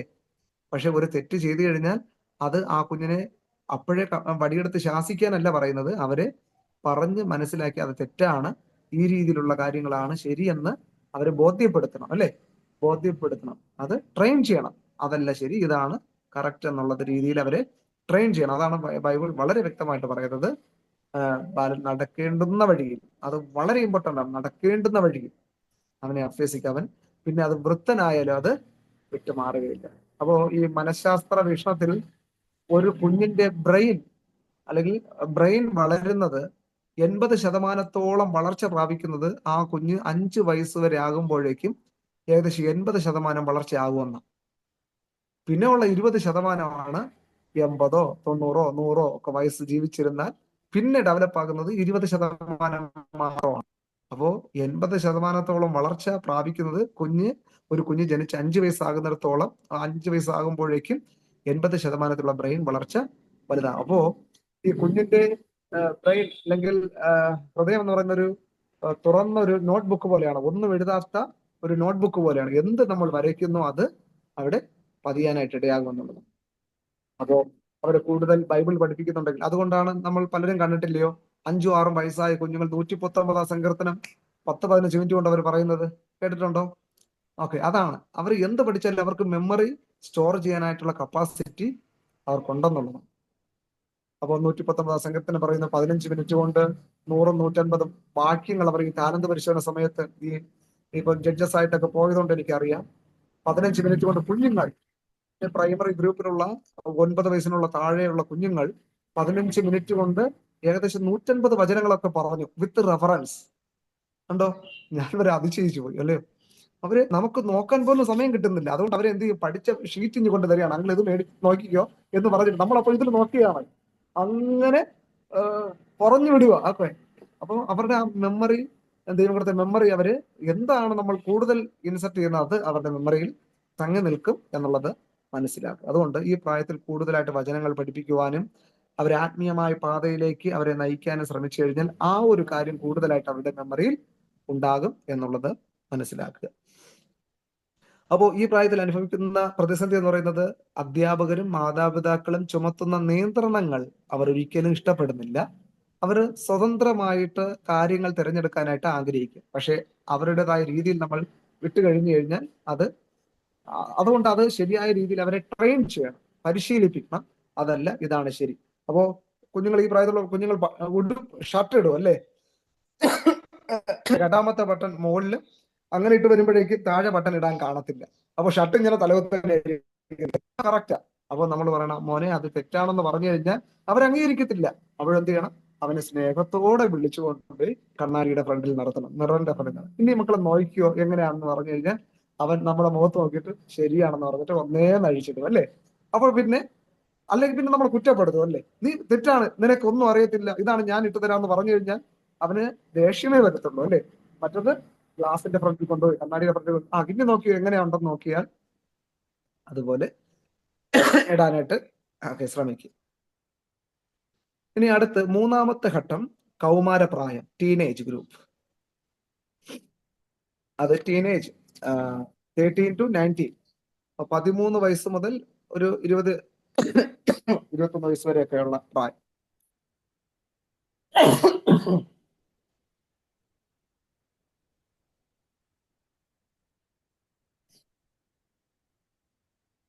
അപ്പോ ഈ പ്രായം ഏറ്റവും കൂടുതൽ വളരെ അപകടം നിറഞ്ഞൊരു പ്രായമാണ് ഈ ഒരു ടീനേജ് പ്രായം എന്ന് പറയുന്നത്.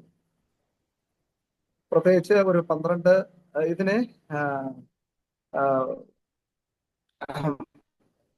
ഇതിനെ 3 വിഭാഗമായിട്ട് തരംതിരിക്കാൻ പറ്റും. 12 മുതൽ ഒരു 14 വയസ്സ് വരെയുള്ള പ്രായം എന്ന് പറഞ്ഞ ആരംഭ കൗമാരം.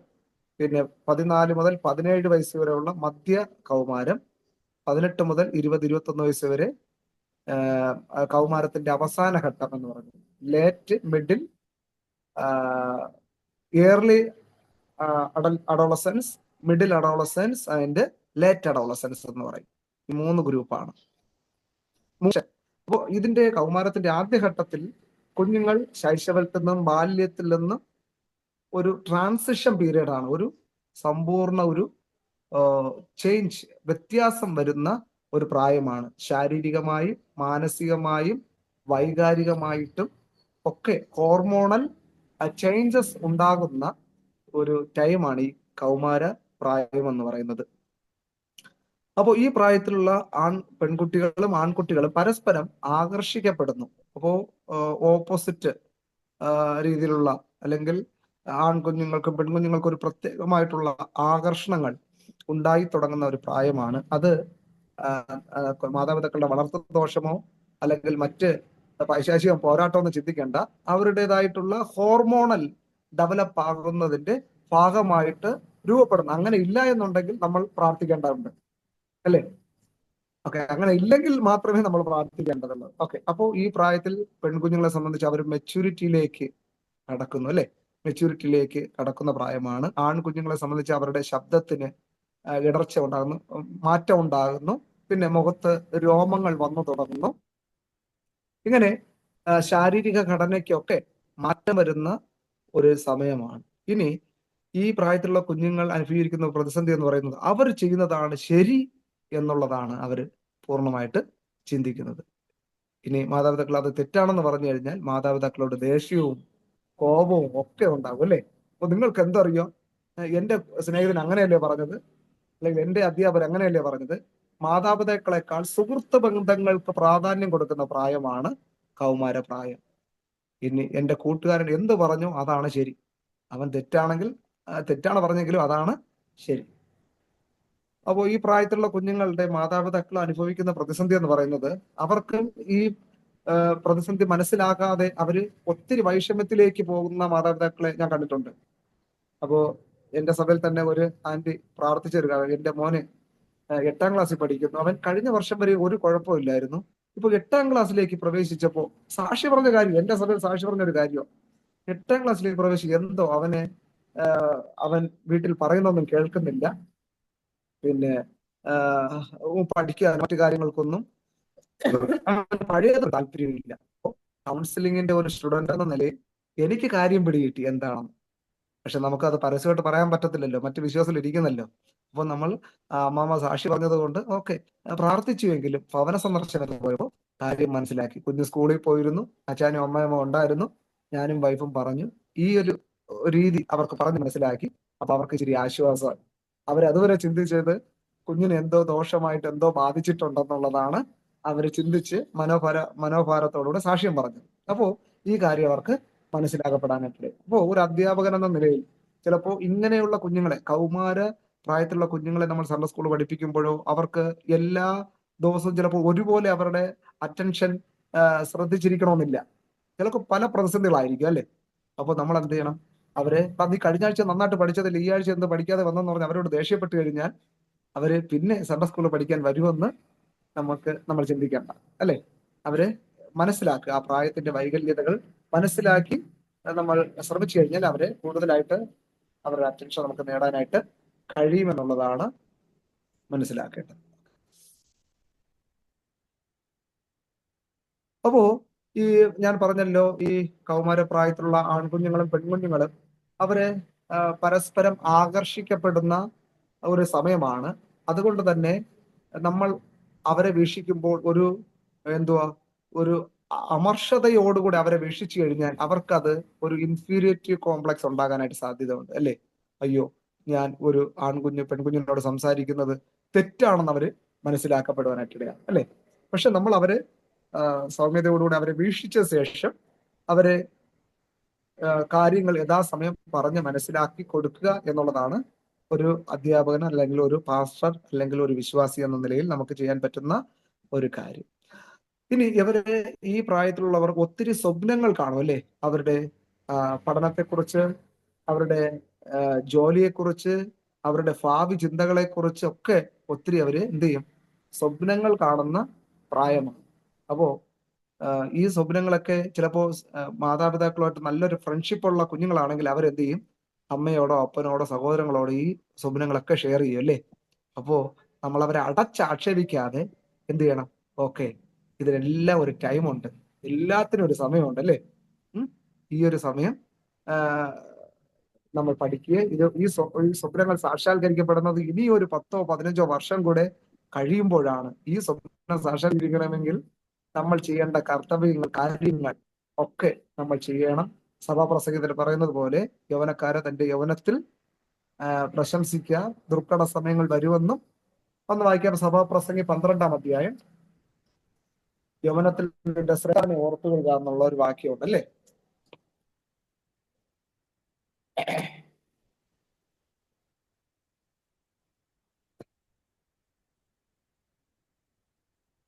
നിന്റെ യൗവനകാലത്ത് നിന്റെ സൃഷ്ടാവിനെ ഓർത്തുകൊള്ളുക. ദുർദിവസങ്ങൾ വരികയും എനിക്ക് ഇഷ്ടമില്ല എന്ന് നീ പറയുന്ന കാലം സമീപിക്കുകയും സൂര്യനും വെളിച്ചവും ചന്ദ്രനും നക്ഷത്രങ്ങളും ഇരുണ്ടു പോകുകയും മഴ പെയ്ത ശേഷം മേഘങ്ങൾ മടങ്ങി വരികയും ചെയ്യും മുമ്പേ തന്നെ. ഓക്കെ, ഇനി 11-9 വാക്യം കൂടെ വായിക്കാമോ? 11-ാം അധ്യായം. യൗവനക്കാര, നിന്റെ യൗവനത്തിൽ സന്തോഷിക്കുക. യൗവനകാലത്തിൽ നിന്റെ ഹൃദയം ആനന്ദിക്കട്ടെ. നിനക്ക് ഇഷ്ടമുള്ള വഴികളിലും നിനക്ക് ബോധിച്ച വണ്ണവും നടന്നുകൊള്ളുക. എന്നാൽ ഇവയൊക്കെ നിമിത്തം ദൈവം നിന്നെ ന്യായവിസ്താരത്തിലേക്ക് വരുത്തും എന്നറിയുക. ആകയാൽ നിന്റെ ഹൃദയത്തിൽ നിന്ന് വ്യസനം അകറ്റി നിന്റെ ദേഹത്തിൽ നിന്ന് തിന്മ നീക്കിക്കളയുക. ബാല്യവും യൗവനവും മായയത്രേ. ഓക്കെ, അപ്പോ ഇവരോട് നമ്മൾ ഈ കാര്യങ്ങൾ നമ്മൾ മനസ്സിലാക്കിയിട്ട് തന്നെ ഈ ഹോർമോണൽ ആയിട്ടുണ്ടാകുന്ന അല്ലെങ്കിൽ ബയോളജി പരമായിട്ടുണ്ടാകുന്ന മാറ്റങ്ങൾ നമ്മൾ മനസ്സിലാക്കിയിട്ട് അവരെ വളരെ പക്വതയോടുകൂടെ ദൈവവചനത്തിലൂടെയും നമ്മുടെ അനുഭവത്തിലൂടെയും ഈ പ്രായത്തിലെത്തുമ്പോൾ നമ്മുടെ കുട്ടിക്കാലം കൂടെ നമ്മൾ മനസ്സിൽ കണ്ടിട്ട് വേണം ഇവരെ എന്ത് ചെയ്യണം, കുറ്റപ്പെടുത്താനും ഇവരെ അഡ്വൈസ് ചെയ്യാനും, അല്ലെ? അപ്പോൾ നമ്മൾ ഈ ഒരു പ്രായത്തിലൂടെ കടന്നു പോയിട്ടുള്ളവരാണ്. അപ്പോൾ നമ്മൾ എങ്ങനെയാണ് ഈ പ്രായത്തെ അതിജീവിച്ചതെന്നുള്ള കാര്യങ്ങൾ നമ്മൾ മനസ്സിലാക്കിയിട്ട് വേണം ഇവരെ അഡ്വൈസ് ചെയ്യാനായിട്ട്. അല്ലാതെ ഇവരെ അടച്ചാക്ഷേപിച്ചു കഴിഞ്ഞാൽ ചിലപ്പോൾ അവരെ നമുക്ക് നേടാനായിട്ട് കഴിയുകയില്ല, അവർ വഴിതെറ്റിപ്പോകും, അല്ലെ? ഇന്ന് സഭ നേരിടുന്ന മറ്റൊരു വെല്ലുവിളിയാണ്, ചലഞ്ചാണ് യങ്സ്റ്റേഴ്സ്, കൗമാരക്കാര് അല്ലെങ്കിൽ യൗവനക്കാര് നമ്മുടെ സഭകളിൽ ഇല്ലാതെ പോകുന്നു, അല്ലെ? അതിന്റെ പ്രധാന കാരണം അവരെ നമ്മൾ മനസ്സിലാക്കുന്നില്ല എന്നുള്ളതാണ് മറ്റൊരു കാര്യം. ഓക്കെ, അപ്പോ ഈ ഒരു ടോപ്പിക് വളരെ അനിവാര്യമായിട്ടുള്ള ഒരു കാര്യമാണ്. അപ്പോ ഇവര് കാണുന്ന സ്വപ്നങ്ങളും സങ്കല്പങ്ങളും നമ്മൾ മനസ്സിലാക്കി ശരിയായ നിർദ്ദേശം നമ്മൾ കൊടുത്തില്ല എന്നുണ്ടെങ്കിൽ, അവരെ കുറ്റപ്പെടുത്തുകയാണ് ചെയ്യുന്നതെങ്കിൽ, ഇവർ ചിന്തിക്കുന്ന ഒരു കാര്യമാണ്, മുതിർന്നവർ അല്ലെങ്കിൽ വിശ്വാസികൾ, നമ്മുടെ മുതിർന്ന ആൾക്കാർ, മാതാപിതാക്കൾ, അവര് കപട നാട്യക്കാരും പിന്തിരിപ്പക്കാരുമാണെന്ന് അവര് മനസ്സിലാക്കിയിട്ട് കാര്യങ്ങളൊന്നും തുറന്നു പറയാനായിട്ട് അവരെന്ത് ചെയ്യുന്നില്ല, ആഗ്രഹിക്കത്തില്ല എന്നുള്ളതാണ്. അപ്പോ താങ്കളുടെ സങ്കല്പങ്ങൾ സഫലമാകാതെ വരുമ്പോൾ യുവതിയുവാക്കൾ അവർ അസ്വസ്ഥരാകാനായിട്ടിടയാണ്. അവർ മാതാപിതാക്കളെയും സഭയെയും എതിർക്കും, അല്ലെ? ഈ കുഞ്ഞുങ്ങൾ മാതാപിതാക്കളെ സഭകളെയൊക്കെ എതിർക്കുന്നത് എന്താണ്? അവർക്ക് തിക്തമായിട്ടുള്ള അനുഭവങ്ങൾ ഉണ്ടായിട്ടുണ്ടായിരിക്കാം, അല്ലെ? ഇപ്പോ സഭയിൽ ചിലപ്പോൾ ദേവദാസം പ്രസംഗിച്ചുകൊണ്ടിരിക്കാൻ കുഞ്ഞുങ്ങൾ ചിലപ്പോൾ അലക്ഷ്യരായിരിക്കുമ്പോൾ അവരുടെ മാനസികാവസ്ഥ ചിലപ്പോൾ ഒത്തിരി കേട്ടുകൊണ്ടിരിക്കുമ്പോൾ അവർക്ക് പറ്റുന്ന കാര്യങ്ങളായിരിക്കട്ടെ ചിലപ്പോൾ ദേവദാസന്മാർ പ്രസംഗിക്കുന്നത്. ചിലപ്പോൾ മുതിർന്നവരെ ഫോക്കസ് ചെയ്തുകൊണ്ടായിരിക്കാം ദൈവജനം സംസാരിക്കുന്നത്. അപ്പോൾ കുഞ്ഞുങ്ങൾക്ക് അതൊരു ബോറായി തോന്നും, അല്ലെ? നമ്മളൊരു കമ്മ്യൂണിറ്റിയിൽ ഇരിക്കുമ്പോൾ കുഞ്ഞുങ്ങളെ മാത്രം ഫോക്കസ് ചെയ്ത് ഒരു വ്യക്തി പറഞ്ഞുകൊണ്ടിരിക്കുകയാണെങ്കിൽ മുതിർന്നവളായ നമുക്ക് കുറെ സമയം കഴിയുമ്പോൾ ഒരു അസ്വസ്ഥരായിരിക്കും, അല്ലെ? നമ്മൾ ഇരുന്നിട്ട് കാര്യമില്ല, കുഞ്ഞുങ്ങൾക്ക് വേണ്ടിയിട്ടുള്ള ക്ലാസ് അല്ലേ എന്ന് പറഞ്ഞിട്ട് പതിയെ എഴുന്നേറ്റ് പോകാനായിട്ടുള്ള ഒരു ടെൻഡൻസി നമുക്കുണ്ടാകും, അല്ലെ? അപ്പോൾ നേരെ തിരിച്ചാണെങ്കിലോ, നമ്മൾ അല്പമെങ്കിലും പക്വതയോടുകൂടി ഓക്കെ, ഒരു ദേവദാസൻ ദൂരെ നിന്ന് ക്ലാസ് എടുക്കുന്നില്ലേ എന്ന് ഓർത്തിരിക്കും. പക്ഷെ കുഞ്ഞുങ്ങൾ അത്ര പോലും സഹിഷ്ണുത ഇല്ലാത്തവരാണ്. അവരെ എഴുന്നേറ്റ് സ്ഥലം കാലിയാക്കാൻ നോക്കും, അല്ലെങ്കിൽ അവരുടേതായ ബിസിനസ്സിൽ അവരെ ഏർപ്പെട്ടുകൊണ്ടിരിക്കും, അല്ലെ? ഓക്കെ, അതാ. അപ്പോ അതുകൊണ്ട് തന്നെ അവർ മാതാപിതാക്കളെ സഭകളെ എതിർക്കും. അവരിൽ ചിലർ സാമൂഹ്യ വിരുദ്ധ പ്രവർത്തനങ്ങളിൽ ഏർപ്പെടും, ചിലർ സുഖഭോഗങ്ങളിൽ മുഴുകി ആലസമായ ജീവിതം നയിക്കാനായിട്ടും ഇടയാകും. മറ്റു ചിലർ മാതാപിതാക്കൾ കൂടുന്ന സഭയിൽ അവരോടൊപ്പം ആരാധിക്കാൻ താല്പര്യമില്ലാതെ മറ്റു സഭകളിൽ ആരാധനയ്ക്ക് പോകുന്നവരും ഉണ്ടാകും. എന്ന് പറഞ്ഞാൽ ഇനി എന്റെ അപ്പനും അമ്മയും പോകുന്ന ആലയത്തിൽ പോയിട്ട് കാര്യമില്ല, എന്റെ സുഹൃത്തുക്കളൊക്കെ പോകുന്ന അവിടെ ഒത്തിരി, അവിടുത്തെ പാസ്റ്റർ യങ്സ്റ്റേഴ്സിന് ഒത്തിരി അവസരം കൊടുക്കുന്നൊക്കെ പറഞ്ഞിട്ട് അവരെന്ത് ചെയ്യും, മറ്റു സഭയിലേക്ക് പോകാനായിട്ടുള്ള സാധ്യതകൾ ഏറെയാണ്. അപ്പോൾ തന്നെ ചിലര് അങ്ങനെയല്ല, ചിലര് ഈ സാമൂഹ്യ വിരുദ്ധരായി തീരും, മദ്യത്തിനും മറ്റു ലഹരി പദാർത്ഥങ്ങൾക്കൊക്കെ തീരാനൊക്കെ ഉള്ള സാധ്യതകൾ. ഒരു ഡേഞ്ചർ, അപകടം നിറഞ്ഞൊരു ഘട്ടമാണ്, പ്രായഘട്ടമാണ് ഈ കൗമാരകാര്യം എന്ന് പറയുന്നത്. എന്ന് പറഞ്ഞാൽ ബാല്യത്തിൽ നിന്ന് കൗമാരത്തിലേക്ക് കടക്കുന്ന ഒരു ട്രാൻസിഷൻ പീരീഡ് ആണ് എല്ലാ രീതികളിലും. ഓക്കെ, അപ്പോ ഈ കുറ്റകൃത്യങ്ങളിൽ നമ്മൾ വാർത്താവിനിമയങ്ങളിലൂടെ കാണുമ്പോൾ ഈ ആദ്യം പിടിക്കപ്പെടുന്ന കുറ്റവാളികൾ എത്ര വയസ്സുള്ളവരായിരിക്കും? ഒരു 16, 17, 18 വയസ്സുള്ളവരായിരിക്കും, അല്ലെ? കൗമാര പ്രായത്തിലുള്ളവർ എന്ന് പറഞ്ഞാൽ ഇവര് ആരാണ് കൂടുതൽ സ്നേഹം കൊടുക്കുന്നത്, അവർക്ക് വേണ്ടി അവർ ജീവൻ കൊടുക്കാനും തയ്യാറാണ്. അതാണ് അതിന്റെ ഇത്. നമ്മൾ ഈ വാർത്താവിനിമയങ്ങളിൽ നോക്കിയാൽ മതി. ഈ സ്വർണ്ണ വേട്ടയുടെയും സ്വർണത്തിന്റെ വേട്ടയുടെയും അതുപോലെ തന്നെ ഈ മദ്യലഹരിയുടെയൊക്കെ കഞ്ചാവ് പിടിക്കുമ്പോൾ ആദ്യം പിടിക്കപ്പെടുന്നത് ഈ കുഞ്ഞുങ്ങളാണ്. എന്ന് പറഞ്ഞാൽ ഇവർക്ക് ഇച്ചിരി അംഗീകാരവും സ്നേഹവും കൊടുത്തു കഴിഞ്ഞാൽ ആ വ്യക്തികൾക്ക് വേണ്ടി, ആ സമൂഹത്തിന് വേണ്ടി എന്തും ചെയ്യാൻ ഇവര് തയ്യാറാകുക. എന്ന് പറഞ്ഞാൽ പരിണിത ഫലം എന്തായി തീരുമെന്ന് പോലും ചിന്തിക്കാതെ പരിണിത ഫലം എന്തായി തീരുമെന്ന് പോലും ചിന്തിക്കാതെ ഇവരെന്ത് ചെയ്യും? ആ കാര്യങ്ങളിൽ ഏർപ്പെടും. ഇപ്പൊ മുതിർന്നവരെ സംബന്ധിച്ചിടത്തോളം ഒരു കാര്യം വന്നു കഴിഞ്ഞാൽ ഞാനൊന്ന് ആലോചിച്ചിട്ട് പറയാം. അപ്പൊ ഒരു ദൈവ വിശ്വാസിയാണെങ്കിൽ പറയും ഞാൻ ആലോചിച്ചിട്ട് പറയാം അല്ലേ പറഞ്ഞാൽ ഒരു ആലോചന അല്ലെങ്കിൽ മറ്റൊരാളോട്, അറിവുള്ള ഒരാളോട് ഇന്ന ഒരു കാര്യം എനിക്ക് വന്നിട്ട് അതെന്താ ചെയ്യേണ്ടത് അല്ലെങ്കിൽ സ്വയം ആലോചിച്ചിട്ട് ആൻസർ പറയും. പക്ഷേ ഈ കൗമാരപ്രായക്കാരെ സംബന്ധിച്ചിടത്തോളം ഇവര് പ്രതിസന്ധി അല്ലെങ്കിൽ ഇതിന്റെ പരിണിത ഫലം എന്തായി തീരുമെന്ന പോലും ചിന്തിക്കാതെ എടുത്തു ചാടുന്ന ഒരു സ്വഭാവമാണ് അല്ലെ. അപ്പൊ കുറ്റകൃത്യങ്ങളിൽ കൂടുതൽ പിടിക്കപ്പെടുന്നവർ ഇവരാണ്. അപ്പോൾ ഇങ്ങനെയുള്ള സംഘങ്ങൾ ഇത്തരത്തിലുള്ള കൗമാരപ്രായക്കാരെയാണ് ഫോക്കസ് ചെയ്യുന്നത്. എന്ന് പറഞ്ഞാൽ അവർ ധൈര്യത്തോടുകൂടി ഏത് മേഖലകളിലും കടന്നു ചെല്ലുകയും കാര്യങ്ങൾ ചെയ്യാനായിട്ട് ഇവർക്ക് കഴിവുണ്ട് എന്നുള്ളതാണ്. അതിനവർ ചെയ്യേണ്ടത് എന്താണ്? ഇവർക്ക് ആവശ്യമായിട്ടുള്ള അല്ലെങ്കിൽ ഇവർക്ക് ഇൻട്രസ്റ്റ് ആയിട്ടുള്ള കാര്യങ്ങൾ അവർ ചെയ്തു കൊടുക്കും.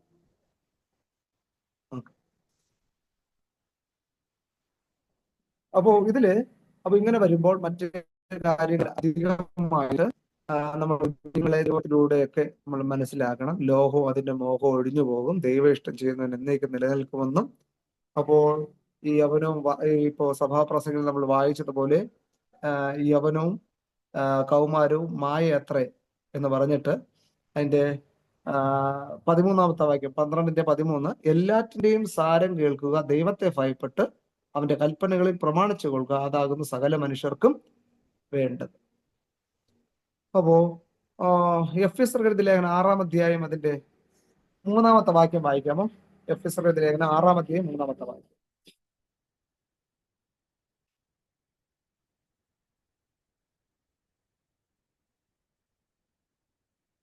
ഓക്കെ, 4-ാമത്തെ വാക്യമാണ്. ദീർഘായുസ്സോടെ ഇരിപ്പാനും നിന്റെ അപ്പനെയും അമ്മയെയും ബഹുമാനിക്കുക എന്നത് വാക്തത്തോടുകൂടിയ ആദ്യ കൽപ്പനയാകുന്നു. പിതാക്കന്മാരെ നിങ്ങളുടെ മക്കളെ കോപിപ്പിക്കാതെ കർത്താവിന്റെ ബാലശിക്ഷയിലും പഥ്യോപദേശത്തിലും പോറ്റി വളർത്തുവിൻ. ഓക്കെ, അപ്പൊ ഇവിടെ മാതാപിതാക്കൾക്കുള്ള ഒരു നിർദ്ദേശമാണ് അവിടെ വായിക്കുന്നത്. പിതാക്കന്മാരെ നിങ്ങളുടെ മക്കളെ കോപിപ്പിക്കാതെ അവരെ കർത്താവിന്റെ ബാലശിക്ഷയിലും പഥ്യോപദേശത്തിലും പോറ്റി വളർത്തണം. അപ്പോ മാതാപിതാക്കളെ നമ്മൾ കുഞ്ഞുങ്ങളെ പഠിപ്പിക്കാനായിട്ട് ആഗ്രഹിക്കുന്ന വാക്യം 1-ാമത്തെ വാക്യമാണ് അല്ലേ? മക്കളെ നിങ്ങളുടെ അമ്മയപ്പന്മാരെ കർത്താവിനെ അനുസരിപ്പിൻ, അത് ന്യായമല്ലോ. പക്ഷെ നമ്മള് മറ്റു താഴോട്ടുള്ള വാക്യം പൊത്തിപ്പിടിച്ച് മറച്ചു വെച്ചിട്ടാണോ പഠിപ്പിക്കുന്നത് അല്ലേ? നമുക്കുണ്ട് ഉപദേശം അവിടെ കിടപ്പുണ്ട്. എന്താണ് 4-ാമത്തെ വാക്യം നമുക്കുള്ളതാണ്. പിതാക്കന്മാരെ മക്കളെ എന്ത് ചെയ്യരുത്? കോപിപ്പിക്കരുത്. ഇംഗ്ലീഷിൽ പ്രൊവോക്കിംഗ് എന്നാണ്. അവരെന്ത് ചെയ്യരുത്? പ്രകോപിപ്പിക്കരുതെന്നാണ്. അപ്പോ നമ്മൾ അവരെ ശിക്ഷ കൊടുക്കണം. സദൃശവാക്യത്തിൽ വടി കൊണ്ട് അടിച്ചു കഴിഞ്ഞാൽ പോകത്തില്ല അല്ലേ? അപ്പൊ വടി കൊണ്ട് അടിക്കേണ്ട സ്ഥലത്തെ അടിക്കാവൂ അല്ലേ? ചില മാതാപിതാക്കൾ ദേഷ്യം വന്നു കഴിഞ്ഞാൽ വയറാണോ, കമ്പിയാണോ, കൊടയാണോ, ഒക്കെ ഇനി മരിച്ചു നിളക്കുന്ന തുടുപ്പാണോ, കൈ കിട്ടുന്നതിട്ടും അടിക്കും അല്ലേ? അത് ആ കുഞ്ഞ് ചെയ്യുന്ന തെറ്റ് കൊണ്ടാണോ അടിച്ചത്? യഥാർത്ഥത്തിൽ നമ്മൾ കുഞ്ഞുങ്ങൾ ഞാനും അടിച്ചിട്ടുണ്ട്. എനിക്ക് 8 വയസ്സായ ഒരു മോനുണ്ട്. അപ്പൊ നമ്മൾ മാതാപിതാക്കൾ അല്ലെങ്കിൽ എനിക്ക് അടി കിട്ടിയിട്ട് കയ്യും കണക്കുമില്ല അല്ലെ? ഞാനും ചിലപ്പോൾ ചിന്തിക്കുക എനിക്ക് അത്രയും അടി തരേണ്ട ആവശ്യം ഉണ്ടായിരുന്നത് ഇപ്പോഴും ഞാൻ ചിന്തിക്കുകയായിരുന്നേ. ഓക്കെ, അപ്പോ നമ്മൾ കുഞ്ഞുങ്ങൾക്ക് അടി കൊടുക്കുന്നത് യഥാർത്ഥത്തിൽ അവർ തെറ്റ് ചെയ്തത് കൊണ്ടാണോ, നമുക്ക് ആ തെറ്റിലൂടെ നമുക്കുണ്ടായ ദേഷ്യം കൊണ്ടാണോ അടിക്കുന്നത്?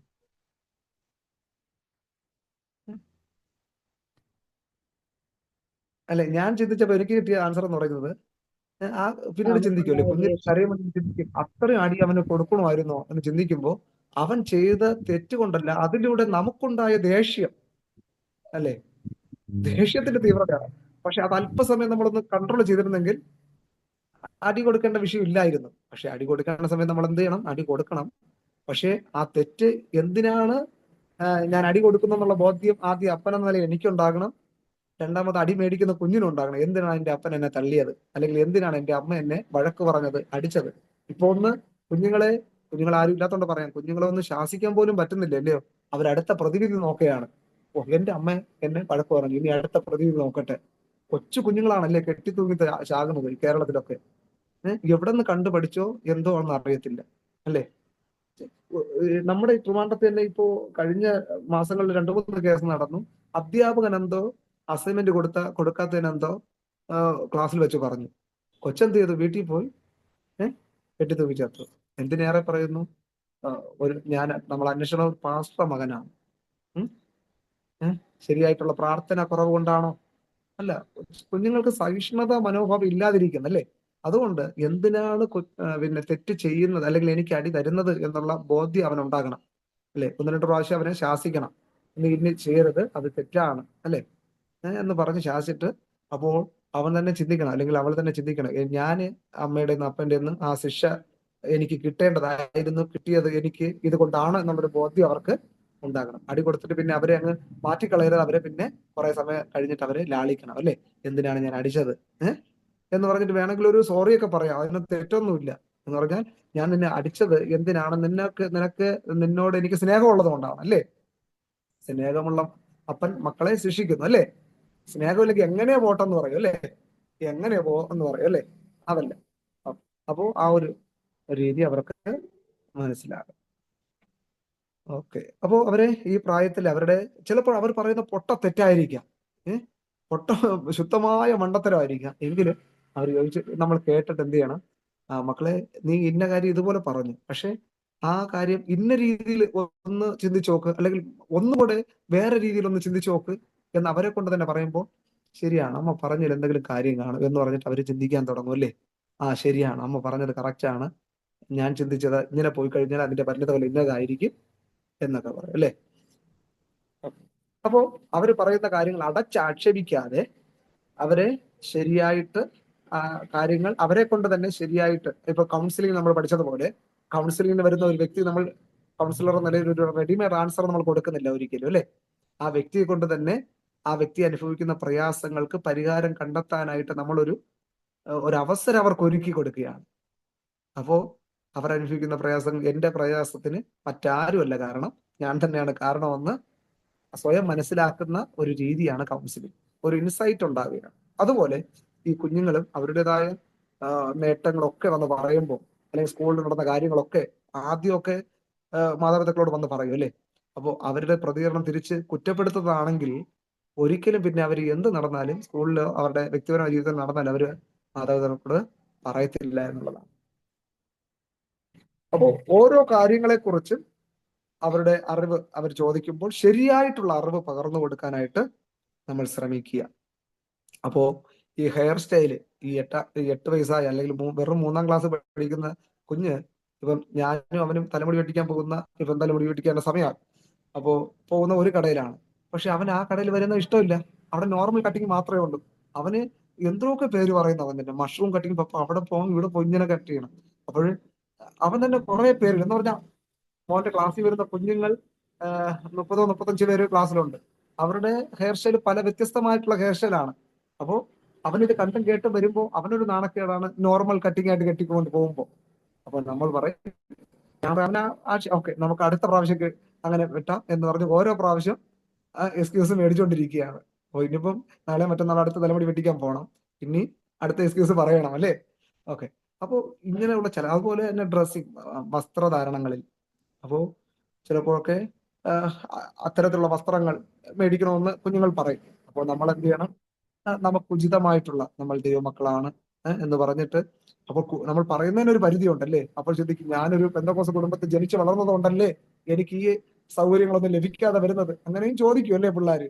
ഓക്കെ. പക്ഷെ അങ്ങനെ ചോദിച്ചാലും നമ്മൾ ഇതെല്ലാം ഉചിതവും മാന്യവുമായിട്ട് നമ്മൾ മനസ്സിലാക്കാനായിട്ട് ശ്രമിക്കുക എന്നുള്ളതാണ്. ഒരു പരിധി വരെ അവരെ ട്രെയിൻ ചെയ്ത് കഴിഞ്ഞാൽ പിന്നെ അവര് ആ യാഥാസ്ഥിക മനസ്സിലാക്കി അവർ നോർമലായിട്ട് ജീവിക്കാനായിട്ട് ആഗ്രഹിക്കും. പിന്നെ വിദ്യാഭ്യാസം, ഒരു +2 ഒക്കെ കഴിയുമ്പോൾ ചിലപ്പോൾ അവർക്ക് ഒരു ഗോള് കാണത്തില്ല എന്ത് പഠിക്കണമെന്നല്ലേ. ചിലപ്പോൾ പിതാവിന് കാണാം എഞ്ചിനീയറിംഗ് വിടണമെന്ന്, മാതാവിന് കാണാം ഇല്ല മെഡിസിൻ വിട്ടാൽ മതി. അപ്പോ പിന്നെ വീട്ടിൽ അപ്പച്ചന്മാരുണ്ടെങ്കിൽ ഇല്ല അവനെ ഒരാളെങ്കിലും സുവിശേഷ വേലയ്ക്ക് വിടും. അപ്പൊ ഇതൊന്നും താല്പര്യമില്ലാത്തതായിരിക്കും ഈ മകൻ അല്ലെ. അപ്പൊ ഇവരുടെ എല്ലാവരുടെയും ഒരു വടംവലിയിലാണ് നിൽക്കുന്നത്, അല്ലെ? അപ്പോ പിന്നെ അവിടെ നിന്ന് ഉചിതമായി പ്രാർത്ഥിച്ചിട്ട് ഒരു തീരുമാനം എടുക്കാം അതിനായിട്ട് പറയുക, ദൈവഹിതത്തിന് വേണ്ടി സമർപ്പിക്കുക എന്നുള്ളതാണ്. ദൈവഭക്തിയിൽ കുഞ്ഞുങ്ങളെ വളർത്താനായിട്ടുള്ള ഒരു അവസരം അവർക്ക് ഒരുക്കി കൊടുക്കുക എന്നുള്ളതാണ്. അടുത്ത ഘട്ടമാണ് യൗവനം. യൗവനഘട്ടത്തിലേക്ക്, യൗവനം, യൂത്ത്,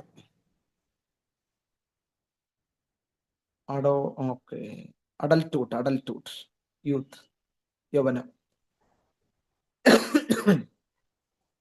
അപ്പോ യൗവനം തുടങ്ങുന്നത് ഒരു 21 വയസ്സ് മുതൽ യൗവനത്തിന്റെ ആദ്യഘട്ടത്തിലേക്ക് പ്രവേശിക്കും. യൗവനത്തിലേക്ക് കാലൂന്നുന്ന യുവാക്കൾക്ക് താങ്കളെ പറ്റിയും സമുദായത്തെ പറ്റിയും സ്വന്തം സങ്കല്പങ്ങൾ ഉണ്ടാകും. അപ്പോ ഈ ശൈശവവും ബാല്യവും കൗമാരവും അതിജീവിച്ച് യൗവനത്തിലേക്ക് പ്രവേശിക്കുന്ന കുഞ്ഞുങ്ങൾക്ക് ഒരു ജീവിതത്തെക്കുറിച്ചൊരു ചെറിയൊരു ഫ്രെയിം അവർക്ക് ലഭിക്കും, അല്ലെ? എന്താണ് സമൂഹമെന്നും, എന്താണ് പാസ്റ്റെന്നും, എന്താണ് ആത്മീയതയെന്നും, ആരാണ് മാതാപിതാക്കളെന്നും, ആരാണ് സഹോദരങ്ങളെന്നുള്ള ഒരു ചെറിയ ഒരു ബോധം അവർക്കുണ്ടാകുന്നു. അപ്പോൾ തന്നെ അവര് അടുത്തൊരു ഹയർ സ്റ്റഡിക്ക് വേണ്ടി എവിടെ പഠിക്കണമെന്ന് അവർ തന്നെ സ്വയം തീരുമാനിക്കും, അല്ലെ? കേരളത്തിൽ പഠിക്കണോ, കേരളത്തിന് പുറത്ത് പഠിക്കണോ? ഇനി കോളേജുകളും അവർ തന്നെ സെലക്ട് ചെയ്യാനായിട്ട് ഇടയാകും. അപ്പോ ഇത്തരത്തിൽ യൗവനത്തിലേക്ക് പ്രവേശിച്ച യുവതി യുവാക്കൾ ആഗ്രഹിക്കുന്നത് ശാന്തതയും സമാധാനവും സ്വസ്ഥതയുമുള്ള ഒരു സമൂഹമാണ് അവര് ആഗ്രഹിക്കുന്നത്, അല്ലേ? അപ്പൊ അത്തരം പ്രായത്തിലുള്ള കുഞ്ഞുങ്ങൾ നമ്മുടെ ഭവനത്തിലുണ്ടെങ്കിൽ അറിയാം, എന്തെങ്കിലും ഒച്ചപ്പാട് വന്നു കഴിഞ്ഞാൽ അവർ തന്നെ കൺട്രോൾ ചെയ്യും. ഇത്രയും ഒച്ചപ്പാട് വേണോ, ഇച്ചിരി സാവധാനം സംസാരിച്ചാൽ പോരെ, അല്ലെങ്കിൽ കാര്യങ്ങൾ ഇന്നതുപോലെ ചിന്തിച്ചാൽ മതി, ഇത്രയും ചിന്തിക്കേണ്ട കാര്യമുണ്ടോ എന്ന് അവരിങ്ങോട്ട് അഡ്വൈസ് തരും, അല്ലേ? എന്ന് പറഞ്ഞാൽ അവർക്ക് ഒച്ചപ്പാടെടുക്കുന്നതൊന്നും അവർക്ക് ഇഷ്ടമല്ല. ശാന്തതയോടും സമാധാനത്തോടും ഒക്കെയുള്ള കാര്യങ്ങൾ തീരുമാനമെടുക്കാനായിട്ട്. അപ്പോൾ തന്നെ ഒരു കുടുംബം എന്ന നിലയിൽ മാതാപിതാക്കളും കുഞ്ഞുങ്ങളുമായിട്ട് ഒരുമിച്ച് കാര്യങ്ങൾ തീരുമാനിക്കുക. ചിലപ്പോൾ അവർ പറയുന്ന കാര്യങ്ങൾ, ഒത്തിരി നല്ല അഭിപ്രായങ്ങൾ അവരിൽ നിന്ന് നമുക്ക് ലഭിക്കാനായിട്ടിടയാകും. ഓക്കെ.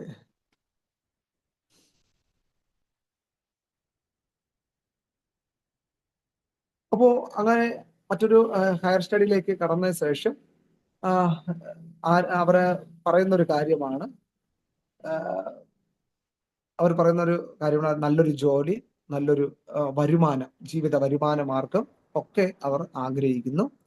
തൃപ്തികരമായ ജോലിയാണ് അവർ പ്രതീക്ഷിക്കുന്നത്, അല്ലേ? പലപ്പോഴും ഇത്തരത്തിലുള്ള പ്രായക്കാർ അനുഭവിക്കുന്ന ഒരു പ്രതിസന്ധി എന്ന് പറയുന്നത്, കഷ്ടപ്പെട്ട് ലോണൊക്കെ എടുത്ത് ലക്ഷങ്ങൾ മുടക്കി ഓരോ കോഴ്സ് പഠിക്കും, അല്ലെ?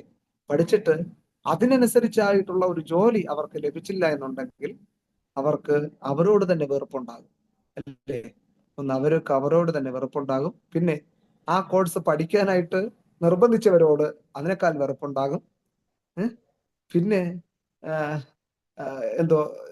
ജീവിതത്തിൽ എല്ലാം തകർന്നു എന്നുള്ള ഒരു ചിന്തയോടുകൂടെ ആ വ്യക്തികൾ പെരുമാറാനായിട്ട് ഇടയാകുമെന്നുള്ളതാണ്. പിന്നെ ചിലരെ സംബന്ധിച്ചിടത്തോളം സാഹചര്യങ്ങളോട് അവരെന്ത് ചെയ്യും, പൊരുത്തപ്പെടും. ഓക്കെ, ഇതല്ല എന്റെ ദൈവഹിതം, ഇതെല്ലായിരിക്കാം എന്ന് പറഞ്ഞ് അവരെന്ത് ചെയ്യും, മറ്റേതെങ്കിലും കോഴ്സ് തിരിഞ്ഞ് പഠിക്കാനോ അല്ലെങ്കിൽ കിട്ടുന്ന ജോലി എന്താണെങ്കിലും ശമ്പളം കുറഞ്ഞാലും ചെയ്യാമെന്നുള്ള തീരുമാനത്തോടുകൂടെയും പോകുന്നവരുണ്ട്. അങ്ങനെ ജോലിയൊക്കെ ലഭിച്ച് വന്നു കഴിഞ്ഞാൽ അടുത്ത് ഒരു കുടുംബസ്ഥരാകാനായിട്ടൊക്കെ ആഗ്രഹിക്കുന്നവരാണ്. 10, 25, 27 അല്ലെങ്കിൽ 30 വയസ്സിനകം ഒരു കുടുംബത്തിലേക്ക് പ്രവേശിക്കുകയാണ്. അപ്പോൾ ചിലരെ സംബന്ധിച്ചിടത്തോളം എനിക്ക് ജോലിയില്ല, കൂലിയില്ല, എനിക്ക് നല്ലൊരു ജീവിത പങ്കാളി ലഭിക്കുമോ എന്നുള്ള ആശങ്ക ഉള്ളവരുണ്ട്. ഇനി എനിക്ക് ആവശ്യത്തിനുള്ള പൊക്കമില്ല, നിറമില്ല, വണ്ണമില്ല, അല്ലെങ്കിൽ വണ്ണം കുറഞ്ഞതാണ് എന്നൊക്കെയുള്ള ചിന്ത കൊണ്ട് ഇങ്ങനെ ചിന്താഭാരങ്ങൾ അവരുടെ ജീവിതത്തിലേക്ക് എന്ത് ചെയ്യും, കടന്നു വരാനായിട്ടുള്ള സാധ്യതകളുണ്ട്. അപ്പോൾ നമുക്ക് ഒരു കൗൺസിലർ എന്ന നിലയിൽ അവർക്ക് കൊടുക്കാവുന്ന ഒരു ആശയമാണ്, ദൈവം മനുഷ്യനെ സൃഷ്ടിച്ചല്ലേ? അപ്പോൾ മനുഷ്യനെ സൃഷ്ടിച്ചിട്ട് അവൻ ഏകനായിരിക്കും നന്നല്ല എന്ന് പറഞ്ഞിട്ട് അവന് തക്കതായ ഒരു തുണയെ ദൈവം ഒരുക്കി കൊടുത്തല്ലേ? അപ്പൊ അതിനു മുമ്പ്, ആ തുണ ഒരുക്കുന്നതിന് മുമ്പ് ഉൽപ്പത്തി പുസ്തകത്തിൽ നാം വായിക്കാനായിട്ട് കഴിയുന്നു, അവൻ എല്ലാ മൃഗങ്ങളെയും എല്ലാ മറ്റ് ജന്തുക്കളെയൊക്കെ, സൃഷ്ടികളെയൊക്കെ നോക്കി. അപ്പൊ മനുഷ്യന് തക്കതായിട്ടുള്ള ഒരു തുണയെ അവന് കണ്ടെത്താനേ കഴിഞ്ഞില്ല. അപ്പോൾ ദൈവം ചിന്തിച്ചു, ഇനി മനുഷ്യൻ ഏകനായിരിക്കും നന്നല്ല എന്ന് പറഞ്ഞിട്ട് അവന് നല്ലൊരു ഗാഠനിദ്ര കൊടുത്തിട്ട് എന്ത് ചെയ്തു, വാരിയിലെടുത്ത് ഒരു മനോഹരമായ ഒരു സ്ത്രീയെ ഉണ്ടാക്കാനായിട്ടിടയായി. കണ്ണു തുറന്ന് നോക്കിയപ്പോൾ അവൻ തന്നെ പറയുകയാണ്, സ്ത്രീ എന്ന് പേരിടുകയാണ്. എന്നിട്ട് ഇതെന്റെ മാംസത്തിന്റെ മാംസം, അസ്ഥി അസ്ഥി എന്ന് പറയണം, അല്ലെ? അപ്പോ ദൈവം തക്കതായ ഒരു തുണ ഒരുക്കി കൊടുക്കും. അപ്പോ അങ്ങനെ പ്രയാസത്തില് പ്രതിസന്ധിയിൽ ഇരിക്കുന്ന വ്യക്തികൾക്ക് നമുക്ക് പറയാനായിട്ടുള്ള ഒരു അഡ്വൈസ് ആണ്, അല്ലെ? ദൈവം ഒരു തക്കതായിട്ടുള്ള ഒരു ജീവിത പങ്കാളിയെ ദൈവം ഞങ്ങൾക്ക് തരും എന്നുള്ള ഒരു അഡ്വൈസ് നമ്മൾ കൊടുക്കുക. അപ്പൊ ചിലരെ സംബന്ധിച്ചുള്ള കുട്ടികളെ, ഇപ്പോഴത്തെ കുട്ടികൾക്ക് വിവാഹമേ വേണ്ട എന്നുള്ള തീരുമാനത്തിലാണ് ഇരിക്കുന്നത്. അപ്പൊ അതിനൊക്കെ എന്തോ നമ്മൾ പറയേണ്ടത്? ഓക്കെ, അത് ശരിയാണ്. അപ്പോ നമ്മൾ എന്താ പറയേണ്ടത്? അവരെ കുറിച്ച് അവരുടെ വിവാഹത്തെ കുറിച്ചുള്ള സങ്കല്പങ്ങൾ ചിലപ്പോൾ വ്യത്യസ്തമായിരിക്കാം. അവരോട് നമുക്ക് ഈ പ്രീമെരിറ്റൽ കൗൺസിലിംഗ് വളരെ സഹായകരമായി. പ്രീമെരിറ്റൽ വിവാഹത്തിന് മുമ്പുള്ള കൗൺസിലിംഗ് വളരെ ഇത്തരത്തിലുള്ളവർക്ക് പ്രയോജനമാണ്. ഉണ്ട്, ചെയ്യാൻ ഇപ്പം ക്രിസ്ത്യൻ കൗൺസിലേഴ്സ്, പാസ്റ്റേഴ്സ് കൗൺസിലേഴ്സ് ഒത്തിരി ഉണ്ട്. കാത്തലിക്കിലൊക്കെ കല്യാണത്തിന് മുമ്പ് pre marital counselling 3 days attend ചെയ്യുമെങ്കിൽ മാത്രമേ കല്യാണം നടത്തത്തുള്ളൂ. അതിന്റെ സർട്ടിഫിക്കറ്റ് വേണം. അതും കേൾക്കണം ഇത്. പക്ഷെ നമുക്ക് അങ്ങനെ ഒരു സിസ്റ്റം ഇല്ലാത്തത് കൊണ്ടാണ് കൂടുതലും എനിക്ക് പ്രശ്നം ഉള്ളത് തോന്നുന്നു.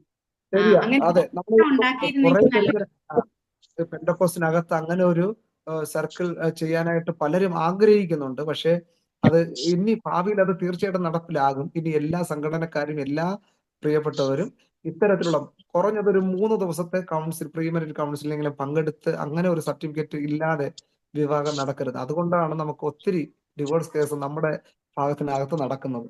അതിന്റെ ഒരു കാര്യമാണ്, അല്ലെ?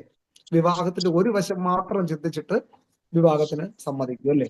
അതല്ല, എല്ലാ അതിന്റെ എക്സ്പെക്ടേഷൻ, അനുഭവങ്ങൾ, മെറിറ്റ്സ് ആൻഡ് ഡിമെറിറ്റ്സ്, എന്താണ് വിവാഹത്തിൻ്റെതായിട്ടുള്ള എക്സ്പെക്ടേഷൻ, ഒരു ഭർത്താവ് എന്ന നിലയിൽ ഭാര്യയോട് ചെയ്യേണ്ടുന്ന കർത്തവ്യങ്ങൾ, ഇത് നമ്മൾ ചെയ്യുന്നത് എന്താ? കല്യാണത്തിന്റെ അന്ന് മാത്രം ഈ വീഡിയോയുടെ ഫ്രണ്ടിൽ എല്ലാ കണ്ണുകളെയും ഈ വധുവിനെയും വരനെ നോക്കിക്കൊണ്ടിരിക്കും. അവർ ടെൻഷൻ അടിച്ചിരിക്കുന്ന അവർക്ക് മാത്രമേ അറിയാം, അല്ലെ? പക്ഷെ അവിടെ ദൈവദാസന്മാർ നല്ല ക്ലാസ് ഒക്കെ, പക്ഷെ ഇവർക്കൊന്നും, ഇവർ കേൾക്കും പക്ഷെ അവർ ശ്രദ്ധിക്കുന്നില്ല, അല്ലെ? അങ്ങനെ ശ്രദ്ധിച്ചിരിക്കുമ്പോഴേക്കും വീഡിയോക്കാരൻ ഇങ്ങനെ കൈ കാണിച്ചിട്ട് പറയും ഇങ്ങോട്ട് നോക്കിയിരിക്കാൻ, അല്ലെ? പാസ്റ്റർ ഇങ്ങോട്ട് നോക്കിയിരിക്കാൻ, എവിടെ നോക്കും, അല്ലെ? അപ്പോ നിമിഷ പറഞ്ഞ പോലെ ഇത് നമ്മുടെ സർക്കിളിലും വളരെ അനിവാര്യമായിട്ടുള്ള ഒരു കാര്യമാണ്. അതിന്റെ അഭാവം ഇന്ന് ഒത്തിരി കുടുംബങ്ങളിൽ കാണുന്നുണ്ട്. അപ്പോൾ ഇത്തരത്തിലുള്ള നടത്തുന്ന ക്യാമ്പുകൾ, യൂത്ത് ക്യാമ്പുകൾ, അതുപോലെ തന്നെ ഈ PIPയുടെ, CMന്റെ, CAയുടെ ഒക്കെ ക്യാമ്പുകൾ നടത്തുന്നു. അത് പരിമിതമായിട്ട് 1-2 സെഷൻ മാത്രമേ, അല്ലെങ്കിൽ 1-2 മണിക്കൂർ മാത്രമേ പ്രീമെരിറ്റൽ കൗൺസിലിംഗ് വരുന്നുള്ളൂ, അല്ലെ? പക്ഷെ അത് പോരാ എന്നുള്ളതാണ്. 1-2 അല്ലെങ്കിൽ ഈ വിവാഹപ്രായമെത്തിയ കുഞ്ഞുങ്ങൾ, യുവതിയുവാക്കൾ, അവർ നിർബന്ധമായിട്ട് ഈ ഒരു കൗൺസിലിങ്ങിലൂടെ കടന്നു പോയെങ്കിലേ ശരിയായിട്ടുള്ള വിവാഹം, അല്ലെങ്കിൽ ദൈവം ആഗ്രഹിക്കുന്ന രീതിയിലുള്ള വിവാഹം എന്താണ്, അല്ലെങ്കിൽ വിവാഹത്തെക്കുറിച്ചുള്ള അവരുടെ പ്രതീക്ഷകൾ എന്താണ് എന്ന് അവർ മനസ്സിലാക്കും. അതെ, നല്ലൊരു കുഞ്ഞുങ്ങളിങ്ങനെ പറയുന്നത് അവര് പഠിച്ചുകൊണ്ടിരിക്കുന്ന സമയത്ത് അവരുടെ കൂടെ പഠിക്കുന്ന കുഞ്ഞുങ്ങളുടെ സ്വഭാവം കണ്ടിട്ട് ആ പിള്ളേരിങ്ങനെ പറയുന്നത്. അവര് വിചാരിക്കുന്ന ഒരു പിള്ളേരും ശരിയല്ല, പിന്നെ ഏതിനെയാ കല്യാണം കഴിക്കുന്നത്? അതാണ് കാരണം. എന്റെ മോൻ ഇത് പറഞ്ഞതാണ്. എന്റെ മോൻ പറഞ്ഞത് കല്യാണം കഴിക്കുന്ന എന്തിനാ, ഒരെണ്ണവും ശരിയല്ല. അവൻ പറയുന്നത് ബന്ദിക്കോസിലുള്ള കുഞ്ഞുങ്ങളും ശരിയല്ല, ബന്ദിക്കോസിലുള്ള കുഞ്ഞുങ്ങൾ ഭയങ്കര തരികിടയാന്ന് അവൻ പറയുന്നത്. അപ്പൊ ഞാൻ അവന് വീട്ടില് എന്റേതായ രീതിയിൽ ഒരു കൗൺസിലിംഗ് കൊടുത്തതിന് ശേഷം ആ കല്യാണം കഴിക്കാൻ അവൻ സമ്മതിച്ചത്. കൂടുള്ള പിള്ളേരൊന്നും ശരിയല്ല. അതാണ് കാരണം. പിള്ളേർ എങ്ങനെ പറയാനുള്ള കാരണം ഒരു റീസൺ ആണ്, മനസ്സിലായില്ലേ? ഇതുപോലെ വ്യത്യസ്തപരമായ റീസൺ ഉണ്ട്. ഒന്ന്, പ്രധാനപ്പെട്ട റീസൺ ഇതാണ്, ഇവര് കണ്ടും കേട്ട് ചെയ്യുന്ന കാര്യങ്ങളൊക്കെ ഇവർ കണ്ടും കേട്ടിരിക്കുകയാണ്. രണ്ടാമത്തെ കാര്യം, ഈ കൂടുതലും അടുത്ത നിർബന്ധം പിടിക്കുമ്പോൾ മറ്റൊരു കാര്യമാണ് ഈ ലെസ്ബിയൻ, അതായത് സ്വവർഗരതി എന്ന് പറയുന്നത്. അത് ഇപ്പോൾ ഒത്തിരി ചില രാജ്യങ്ങളിൽ അത് അംഗീകാരം കൊടുത്തിട്ടുണ്ട്, അല്ലേ? പക്ഷെ അങ്ങനെയൊക്കെ ഉണ്ട്. അപ്പോൾ ഈ ബയോളജിക്കൽ ചേഞ്ചും ഉണ്ട്. നമ്മൾ ഇങ്ങനെ വീക്ഷിക്കുകയും ചെയ്യണം, യഥാസമയം അവർക്ക് വേണ്ടി പ്രാർത്ഥിക്കുകയും ചെയ്യണം. പിന്നെ ഇവർക്ക് ട്രീറ്റ്മെന്റും ആവശ്യമെങ്കിൽ അത് നൽകേണ്ടതും ആവശ്യമാണ്. എല്ലാ മേഖലകളിലും ഉണ്ട്. പ്രത്യേകിച്ച് നമ്മുടെ പെന്തക്കോസ്ത് സർക്കിളിൽ തന്നെ കൂടുതലുണ്ട്, അല്ലെ? വിവാഹം വേണ്ട എന്ന് പറഞ്ഞ് ഇരിക്കുന്നത്. അപ്പോൾ വ്യത്യസ്തരമായിട്ടുള്ള രീതികൾ അല്ലെങ്കിൽ റീസൺ ഉണ്ടായിരിക്കും, കാരണങ്ങൾ ഉണ്ടായേക്കാം, ഇപ്പോൾ ഈ പറയപ്പെട്ടതുപോലെയുള്ള. അപ്പോൾ അത് നമ്മൾ കാരണങ്ങൾ അത് വ്യക്തിപരമായിട്ട് തന്നെ അല്ലെങ്കിൽ അവരോട് തുറന്ന് പറയിക്കാനായിട്ട് ഒന്നെങ്കിൽ സഭാ പാസ്റ്ററോ അല്ലെങ്കിൽ അത്തരത്തിൽ ഒരു സഭയിൽ തന്നെ അതിനുള്ള ഒരു വിഭാഗം, അറ്റ്ലീസ്റ്റ് നമുക്ക് ഒരു സംഘടനയിൽ ചെയ്യാൻ പറ്റിയില്ലെങ്കിലും നമ്മുടെ സഭയിൽ വിവാഹപ്രായമാകുന്ന കുഞ്ഞുങ്ങൾക്ക് വേണ്ടി ഒരു സെമിനാർ, ഒരു ദിവസത്തെ സെമിനാർ സംഘടിപ്പിക്കാൻ പറ്റും അല്ലേ? അറ്റ്ലീസ്റ്റ് നമുക്ക് ചെയ്യാൻ പറ്റും. അതെ, അതിന് വേറെ കാര്യമുണ്ട് സാറേ. നമ്മളെന്ന് പറഞ്ഞു കഴിഞ്ഞാൽ ബന്ധക്കോസുകാർ പൊതുവേ ആദ്യം തൊട്ടേ എല്ലാം പാപമാ പാപമാ പാപമാ എന്ന് പറഞ്ഞ് അങ്ങനെ വെച്ചു. അതുകൊണ്ട് ഈ പിള്ളേർക്ക് നമ്മോട് അത് തുറന്ന് തിരിച്ചതാണ്. തുറന്ന് പറയാനുള്ള ഒരു സാഹചര്യം ഇല്ല അതൊന്നും. പിന്നെന്ന് പറഞ്ഞു കഴിഞ്ഞാൽ നമുക്കൊരു ഡിമാൻഡും ഇല്ലെന്ന് നമ്മൾ പറയും. പക്ഷേ ഈ കൗൺസിലിംഗ് ഒക്കെ വന്നു കഴിഞ്ഞാൽ നമ്മുടെ പിള്ളേർക്കായിരിക്കും ഏറ്റവും വലിയ ഡിമാൻഡ് മറ്റുള്ളവരെക്കാളും. തീർച്ചയായിട്ടും. ആ അതൊക്കെ ഒരു പ്രശ്നമാണ്. അത് അവർ തുറന്ന് സംസാരിക്കാനുള്ള ഒരു ഇടവും കാര്യങ്ങളും ഉണ്ടായാലേ ഇതിനൊക്കെ ഒരു മാറ്റം ഉണ്ടാകത്തുള്ളൂ. വിവാഹം കഴിയുമ്പോഴത്തേക്ക് പിന്നെ അന്നേരമാണ് അവർ ഓരോ കാര്യങ്ങൾ പറയാൻ തുടങ്ങുന്നത്. അത് കാര്യം അവരുടെ കൺട്രോളിൽ നിൽക്കാതെ വരുമ്പം അവർ ഓരോ കാര്യങ്ങൾ ഇങ്ങനെ പറയാൻ തുടങ്ങും. അന്നേരം നമ്മൾ വിചാരിക്കുന്നത് എൻ്റെ കുഞ്ഞിന് നേരത്തെ ഒരു ഡിമാൻഡും ഇല്ലായിരുന്നു, ഇപ്പോഴാണല്ലോ ഈ കാര്യങ്ങളെല്ലാം പുറത്തു വരുന്നതെന്ന് പറയും.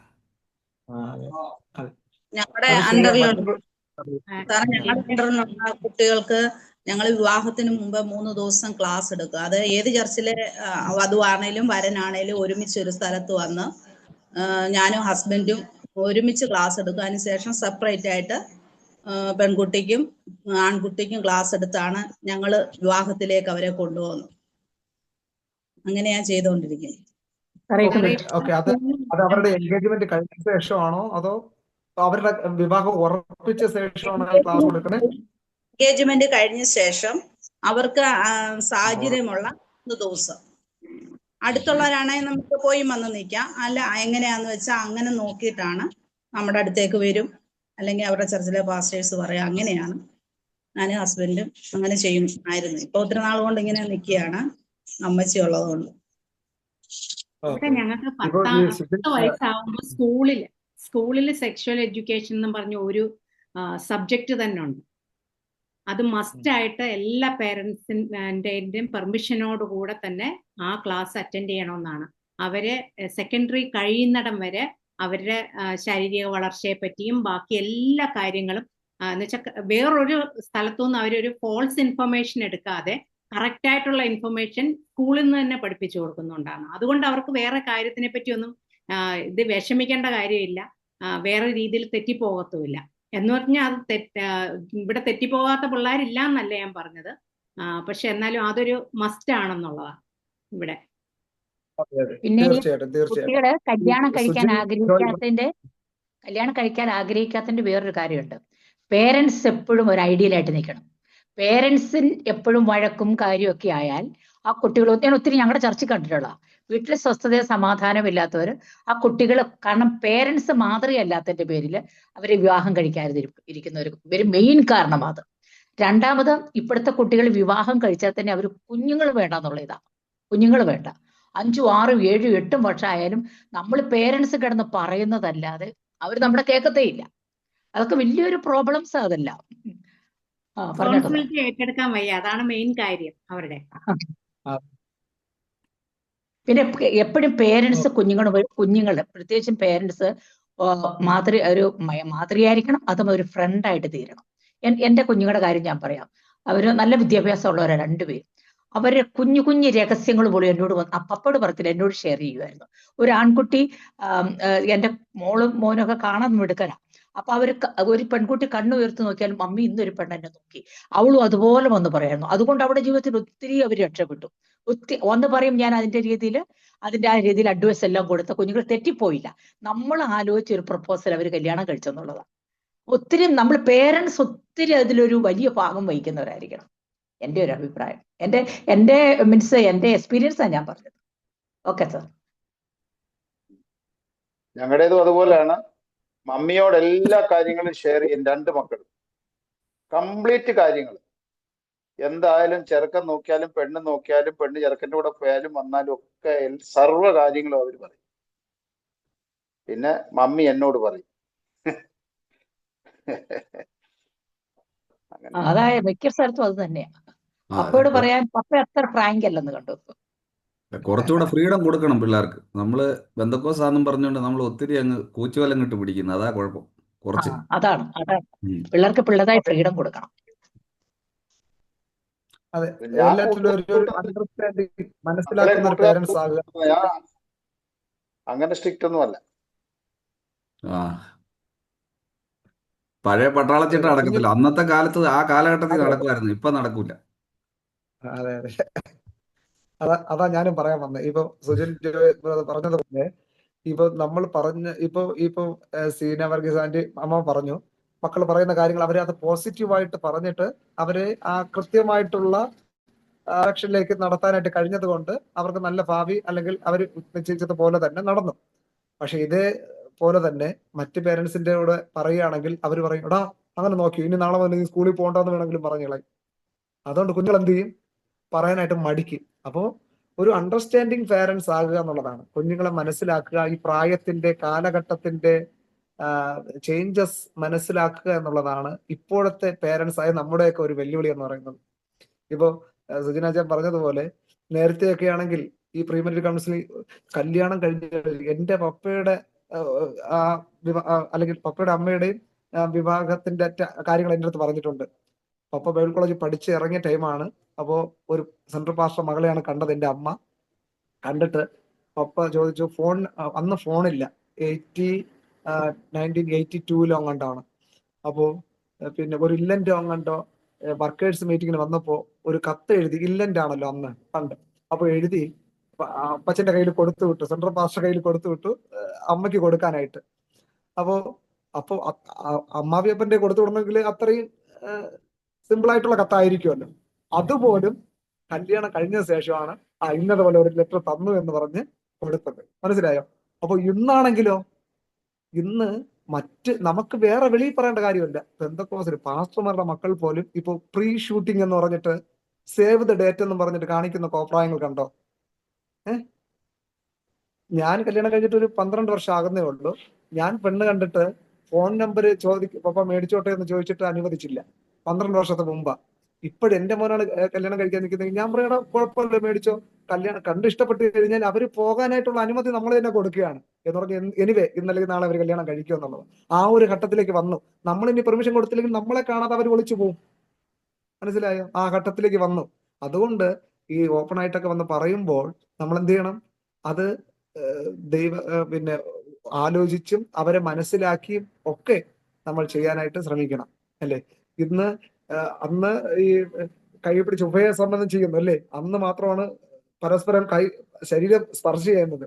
ഇന്നിപ്പോ കണ്ട് കേട്ട് അവര് ഏകദേശമുള്ള കഴിഞ്ഞിട്ടാണ് വീട്ടിൽ വന്ന് പറയുന്നത് എനിക്ക് ആ കുഞ്ഞിനെ ഇഷ്ടമാണെന്ന്, അല്ലെ? അങ്ങനത്തെ ഒരു ഘട്ടത്തിലേക്ക് നമ്മൾ നീങ്ങിക്കൊണ്ടിരിക്കുകയാണ്. അതിനെല്ലാം പ്രതിവിധി എന്ന് പറയുന്നത് നമ്മൾ പ്രീമെറിറ്റൽ കൗൺസിലിംഗ് നമ്മൾ തീർച്ചയായിട്ടും കൊടുത്തെങ്കിലേ പറ്റുള്ളൂ. അത് നിർബന്ധമായിട്ട് നമ്മൾ അത് നടപ്പിലാക്കണം. ഏത് ഏജിൽ തുടങ്ങണം പാസ്റ്റർ? ഇപ്പം മേഴ്സി സിസ്റ്റർ പറഞ്ഞു എൻഗേജ്മെന്റ് കഴിഞ്ഞിട്ടെന്ന്. അതിന് മുന്നേ കൊടുക്കുന്നതാണോ നല്ലത്, അതോ എൻഗേജ്മെന്റ് കഴിഞ്ഞിട്ട് അവരെ വരനെയും വധുവിനെയും കൂടെ അല്ലെങ്കിൽ കല്യാണം കഴിക്കാൻ പോകുന്നവരെ നോക്കി അവരെ വെച്ചാണോ കൊടുക്കേണ്ടത്? ഏതായിരിക്കും നല്ലത്? ആക്ച്വലി പ്രീമെറിറ്റൽ കൗൺസിലിംഗ് എന്ന് പറയുമ്പോൾ വിവാഹം പ്രായത്തിലെത്തിയ എല്ലാവർക്കും നമ്മൾ കൊടുക്കണം. പക്ഷെ അങ്ങനെ വിളിച്ചു കഴിഞ്ഞാൽ ആരും വരത്തില്ല. ഞാൻ നിങ്ങൾക്ക് പ്രീമെറിറ്റൽ കൗൺസിലിംഗ് ചെയ്യാന്ന് പറഞ്ഞാൽ ആരും വരത്തില്ല. ഇനി പൊതുവായിട്ടൊരു സെമിനാർ പങ്കെടുപ്പിക്കുമ്പോൾ നമുക്ക് വേണമെങ്കിൽ അന്ന് വിവാഹം കഴിക്കാത്ത എല്ലാവരും ഇന്ന പ്രായം മുതൽ അല്ലെങ്കിൽ 21 വയസ്സ് മുതൽ വിവാഹം കഴിയാത്ത എല്ലാവരും വരിക കഴിഞ്ഞാൽ അപ്പോഴത് മാറിയിരിക്കും. അത് വേറെ കാര്യം. അപ്പോൾ നമുക്ക് നിർബന്ധമായിട്ട് അറ്റ്ലീസ്റ്റ് നമ്മുടെ സഭയിൽ വരുന്നത് എൻഗേജ്മെന്റ് ഒരു പയ്യനും പെണ്ണും കണ്ട് ഉറപ്പിച്ചു കഴിഞ്ഞാൽ നമുക്ക് അവരെ വിളിച്ച് ഇപ്പോ മേഴ്സി ആന്റി പറഞ്ഞതുപോലെ അവർക്ക് നമുക്ക് കൊടുക്കാൻ പറ്റും. ഇത് നമ്മുടെ സംഘടനയിൽ വിവാഹം നടക്കണമെങ്കിൽ ഇത് നിർബന്ധമായിട്ട് ചെയ്തേ പറ്റൂ എന്ന് അത് കൊടുക്കുക. എന്നിട്ട് പരസ്പരം അവരുടെ പ്രതീക്ഷകൾ, എക്സ്പെക്ടേഷൻസ് നമ്മൾ തുറന്ന് പറയിക്കണം അവരെ കൊണ്ട്. അല്ലെങ്കിൽ അവർ കല്യാണം കഴിക്കും, ഞാൻ അന്ന് സംസാരിച്ചപ്പോൾ ഇങ്ങനെ അല്ലല്ലോ പറഞ്ഞത്, ഇങ്ങനെയാണല്ലോ എന്നൊക്കെയുള്ള സ്വരച്ചേർച്ചകൾ വരും, അല്ലേ? അതുകൊണ്ട് ഞങ്ങൾ ചെയ്യും. അവര് തമ്മിലുള്ള ആൺകുട്ടിക്ക് എന്താണോ പെൺകുട്ടിയെ കുറിച്ചുള്ള കാര്യം, പെൺകുട്ടിക്ക് എന്താണോ ആൺകുട്ടിയെ കുറിച്ചുള്ള, അത് തമ്മിൽ പറഞ്ഞ് അത് എന്താണ് ഇങ്ങനെ നിങ്ങളെ യോജിപ്പിക്കാൻ ദൈവത്തിന് പദ്ധതി വന്നത്, അതെല്ലാം പറഞ്ഞാണ് അവരെ മുന്നോട്ട് കൊണ്ടുപോകുന്നത്. അങ്ങനെയാ ചെയ്യുന്നത്. അതെ, അപ്പൊ അതായിരിക്കും അതിൻ്റെതായിട്ടുള്ള ശരിയെന്ന് പറയുന്നത്. ഓക്കെ. അത് അപ്പൊ അങ്ങനെ ഒരു നമുക്ക് അടുത്ത വ്യക്തത ആയതുകൊണ്ട് സംശയം ചോദിച്ചത് കേട്ടോ. ഏതാണ് 20 20, 21, 22 ഒക്കെ വയസ്സായിട്ടുള്ള അമ്മമാരായോണ്ടാ ചോദിച്ചത്, ജോൺസണും ഞാനും ഒക്കെ. പിന്നെ തീർച്ചയായിട്ടും അതെ ആ, തീർച്ചയായിട്ടും ഞങ്ങൾ ആ ഒരു സിറ്റുവേഷനിലൂടെ കടന്നു പോകുന്നതുകൊണ്ട് വളരെ പ്രയാസമാണ്. ഇപ്പൊ എന്റെ മോള് പറയുന്ന അവിടെ കൂട്ടുകാരിക്ക് 4 ബോയ് ഫ്രണ്ട്സ് ആയി. എനിക്ക് ഇതുവരെ ഒരെണ്ണത്തിനെ പോലും കിട്ടിയില്ലെന്നാ പറയുന്നത്. എന്നെ എന്താ നോക്കാത്ത ഇപ്പോഴുള്ള ഒരു ഇപ്പോഴുള്ളതോ ഫെമിനിൻ ഭർത്താവല്ല ക്യാരക്ടർ അല്ലേ? എനിക്ക് കിട്ടിയോ എന്നാ ചോദിക്കുന്നത്. അപ്പൊ ഞാൻ പറഞ്ഞ്, ദൈവമേ, എല്ലാ ദിവസവും പോകുമ്പം രക്തക്കുളപ്പിൽ സൂക്ഷിച്ചോണേ എന്ന് പറഞ്ഞ് സൂക്ഷിക്കുന്നോണ്ട് ഒരെണ്ണവും നോക്കാത്തതാന്ന് പറയും. ഓക്കെ. ഇല്ല, അവർക്ക് അങ്ങനെ പറയുമ്പോൾ അതിനകത്തൊരു അർത്ഥമുണ്ട്. അമ്മ അത് മനസ്സിലാക്കില്ല. ഫീലിംഗ്, കണ്ടന്റ്, മീനിങ് മനസ്സിലാക്കില്ല. കുഞ്ഞ് അങ്ങനെ പറയുമ്പോ എന്നെ ആരും നോക്കുന്നില്ലല്ലോ എന്നൊരു ഒരു ഇതും വരും. അതുകൊണ്ട് എന്ന് പറഞ്ഞാൽ എന്റെ സൗന്ദര്യമാണോ, എന്റെ കഴിവില്ലായ്മയാണോ എന്നൊരു നെഗറ്റീവ് ചിന്തയും വരാൻ സാധ്യത ഉണ്ട്. മനസ്സിലായില്ലേ? നമ്മള് ആത്മീയം പറയുമ്പോൾ തന്നെ അതിൻ്റെതായിട്ടുള്ള മറ്റൊരു വശവും കൂടെ നമ്മൾ ചിന്തിക്കണം. ഓക്കെ. അതെ. അതുകൊണ്ട് കോംപ്ലക്സ് അതെ അതെ കോംപ്ലക്സ് വരാൻ ആ സാധ്യത. കോംപ്ലക്സ് എന്ന് പറയുമ്പോൾ തന്നെ ഉണ്ടാകാൻ സെറ്റ് ഓഫ് സാധ്യത. ഫീലിങ്സ് ആണ്. അതെ അതെ അതെ. ഓക്കെ. അപ്പോൾ നമുക്ക് നമ്മുടെ സഭകളിൽ അറ്റ്ലീസ്റ്റ് ഒരു സെമിനാർ അത്തരത്തിലുള്ള കുഞ്ഞുങ്ങളെക്ക് മാത്രം, അല്ലെ, നമ്മള് മാസം തോറും ഫാസ്റ്റിംഗ് പ്രയർ നടക്കും അല്ലെ, ഒരാഴ്ചത്തെ അല്ലെങ്കിൽ 21 ദിവസത്തെ, വർഷത്തിൽ 2 പ്രാവശ്യം. എന്റെ അഭിപ്രായത്തിൽ ഒരാഴ്ചത്തെ സെമിനാർ ആണ് കുഞ്ഞുങ്ങൾക്ക്. അത് വിഭാഗം തിരിച്ചിട്ട് ടീനേജ് ഗ്രൂപ്പുകാർക്ക് പ്രത്യേകം ഒരു സെഷൻ, ഈ കുഞ്ഞുങ്ങൾക്ക് അങ്ങനെ ഒരു പ്രത്യേക സെഷൻ നമ്മുടെ സഭകളിൽ തന്നെ, ഈ നമ്മുടെ സംഘടനകളുണ്ട്, വർഷത്തിൽ ഒരിക്കൽ 2 or 3 ദിവസം മാത്രം നടക്കുന്നുണ്ട്. പക്ഷെ നമ്മുടെ സഭകളിലും ഞാൻ ചിന്തിക്കുന്നത് 2 or 3 മാസത്തിൽ ഒരിക്കൽ ഓരോ ഗ്രൂപ്പ് വിഭാഗക്കാരെ ഉദ്ദേശിച്ചുകൊണ്ട് ഒരു സെമിനാർ നടത്തുന്നത് നല്ലതായിരിക്കും. ഇന്നിപ്പോ എല്ലാ സംഘടനകളും വിമൻസ് ഫെലോഷിപ്പ് ഉണ്ട്, പാസ്റ്റേഴ്സ് സമ്മേളനമുണ്ട്, ഫാസ്റ്റിംഗ് പ്രയർ ഉണ്ട്. പക്ഷെ ഈ കുഞ്ഞുങ്ങൾക്ക് വേണ്ടി നമ്മൾ എന്താ ചെയ്യുന്നത്? ഏപ്രിൽ മാസത്തെ ഒരാഴ്ചത്തെ BBS നടത്തും. അതുകൊണ്ട് പ്രയോജനമുണ്ടോ? ഈ പ്രീമെറിറ്റിൽ വിവാഹം കഴിക്കാൻ എത്തിയവർക്ക് കൊണ്ട് ഒത്തും ചെയ്ത് കുഞ്ഞുങ്ങൾക്ക് സന്തോഷം, അവർക്ക് കൂൾ ഡ്രിങ്ക്സ് കിട്ടുന്നു, സ്നാക്സ് ഐറ്റം കിട്ടുന്നുണ്ട്, അതേ ഉള്ളൂ. പക്ഷെ അതുകൊണ്ട് മാത്രം അത് ഒതുങ്ങിപ്പോകുന്നു.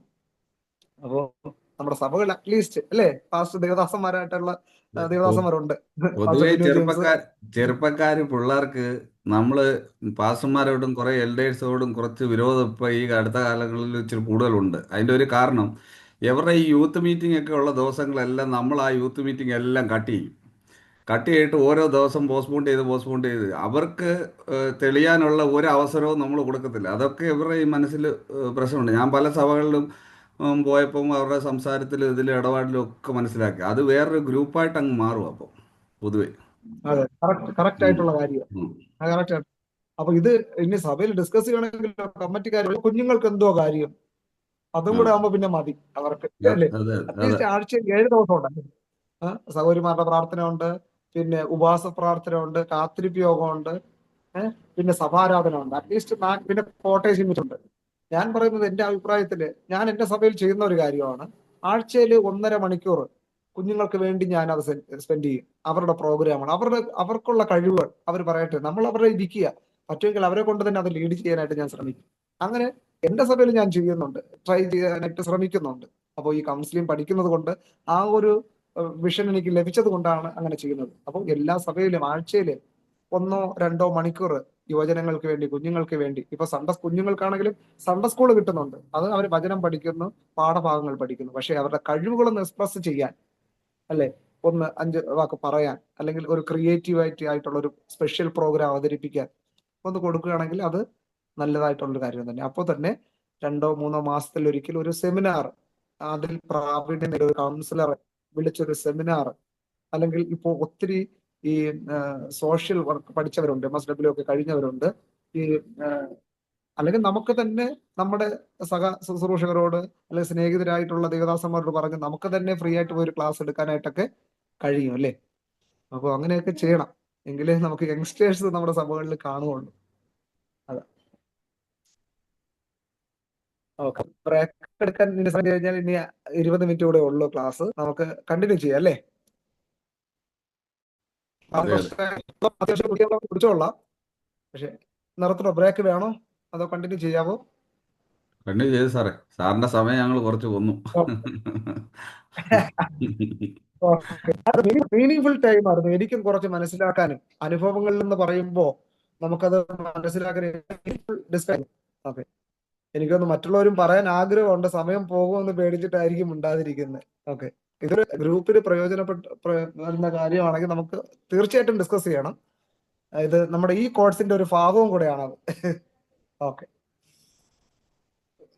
ഓക്കെ, അപ്പോൾ നമ്മൾ യൗവന പ്രായത്തിലുള്ളവരുടേതായിട്ടുള്ള പ്രതിസന്ധികളും ഒക്കെയാണ് നമ്മൾ പഠിച്ചത്. ഇനി അടുത്ത് കുടുംബജീവിതത്തിലേക്ക് പ്രവേശിക്കുന്ന യൗവനത്തിലെ മൂന്നാം ഘട്ടം എന്ന് പറയുന്നത് ഒരു 30 അല്ലെങ്കിൽ 28-30 വയസ്സൊക്കെ ആകുന്ന സമയത്ത് അവർ ആഗ്രഹിച്ച് കുടുംബജീവിതത്തിലേക്ക് പ്രവേശിച്ചവരുണ്ട്. ആ കുടുംബജീവിതത്തിലേക്ക് പ്രവേശിക്കുന്നതിന് മുമ്പ് അവര് സ്വതന്ത്രമായിട്ടുള്ള ഒരു ഫ്രീ ബേഡ് ആയിരുന്നു അല്ലെ. എപ്പോ വേണോ വീട്ടിൽ വരാം, എവിടെ വേണോ പോകാം. പക്ഷെ കുടുംബസ്ഥരായി കഴിഞ്ഞു കഴിഞ്ഞാൽ പിന്നെ അവര് ഒരുമിച്ചാണ് അല്ലെ, രണ്ടല്ല ഒന്നാണ് അവര്. അപ്പോ ചിലപ്പോ ഈ ആരോഗ്യകരമായ ഒരു കുടുംബം മുന്നോട്ട് പോകണമെങ്കിൽ വിട്ടുവീഴ്ച മനോഭാവം ഉണ്ടാകണം അല്ലെ.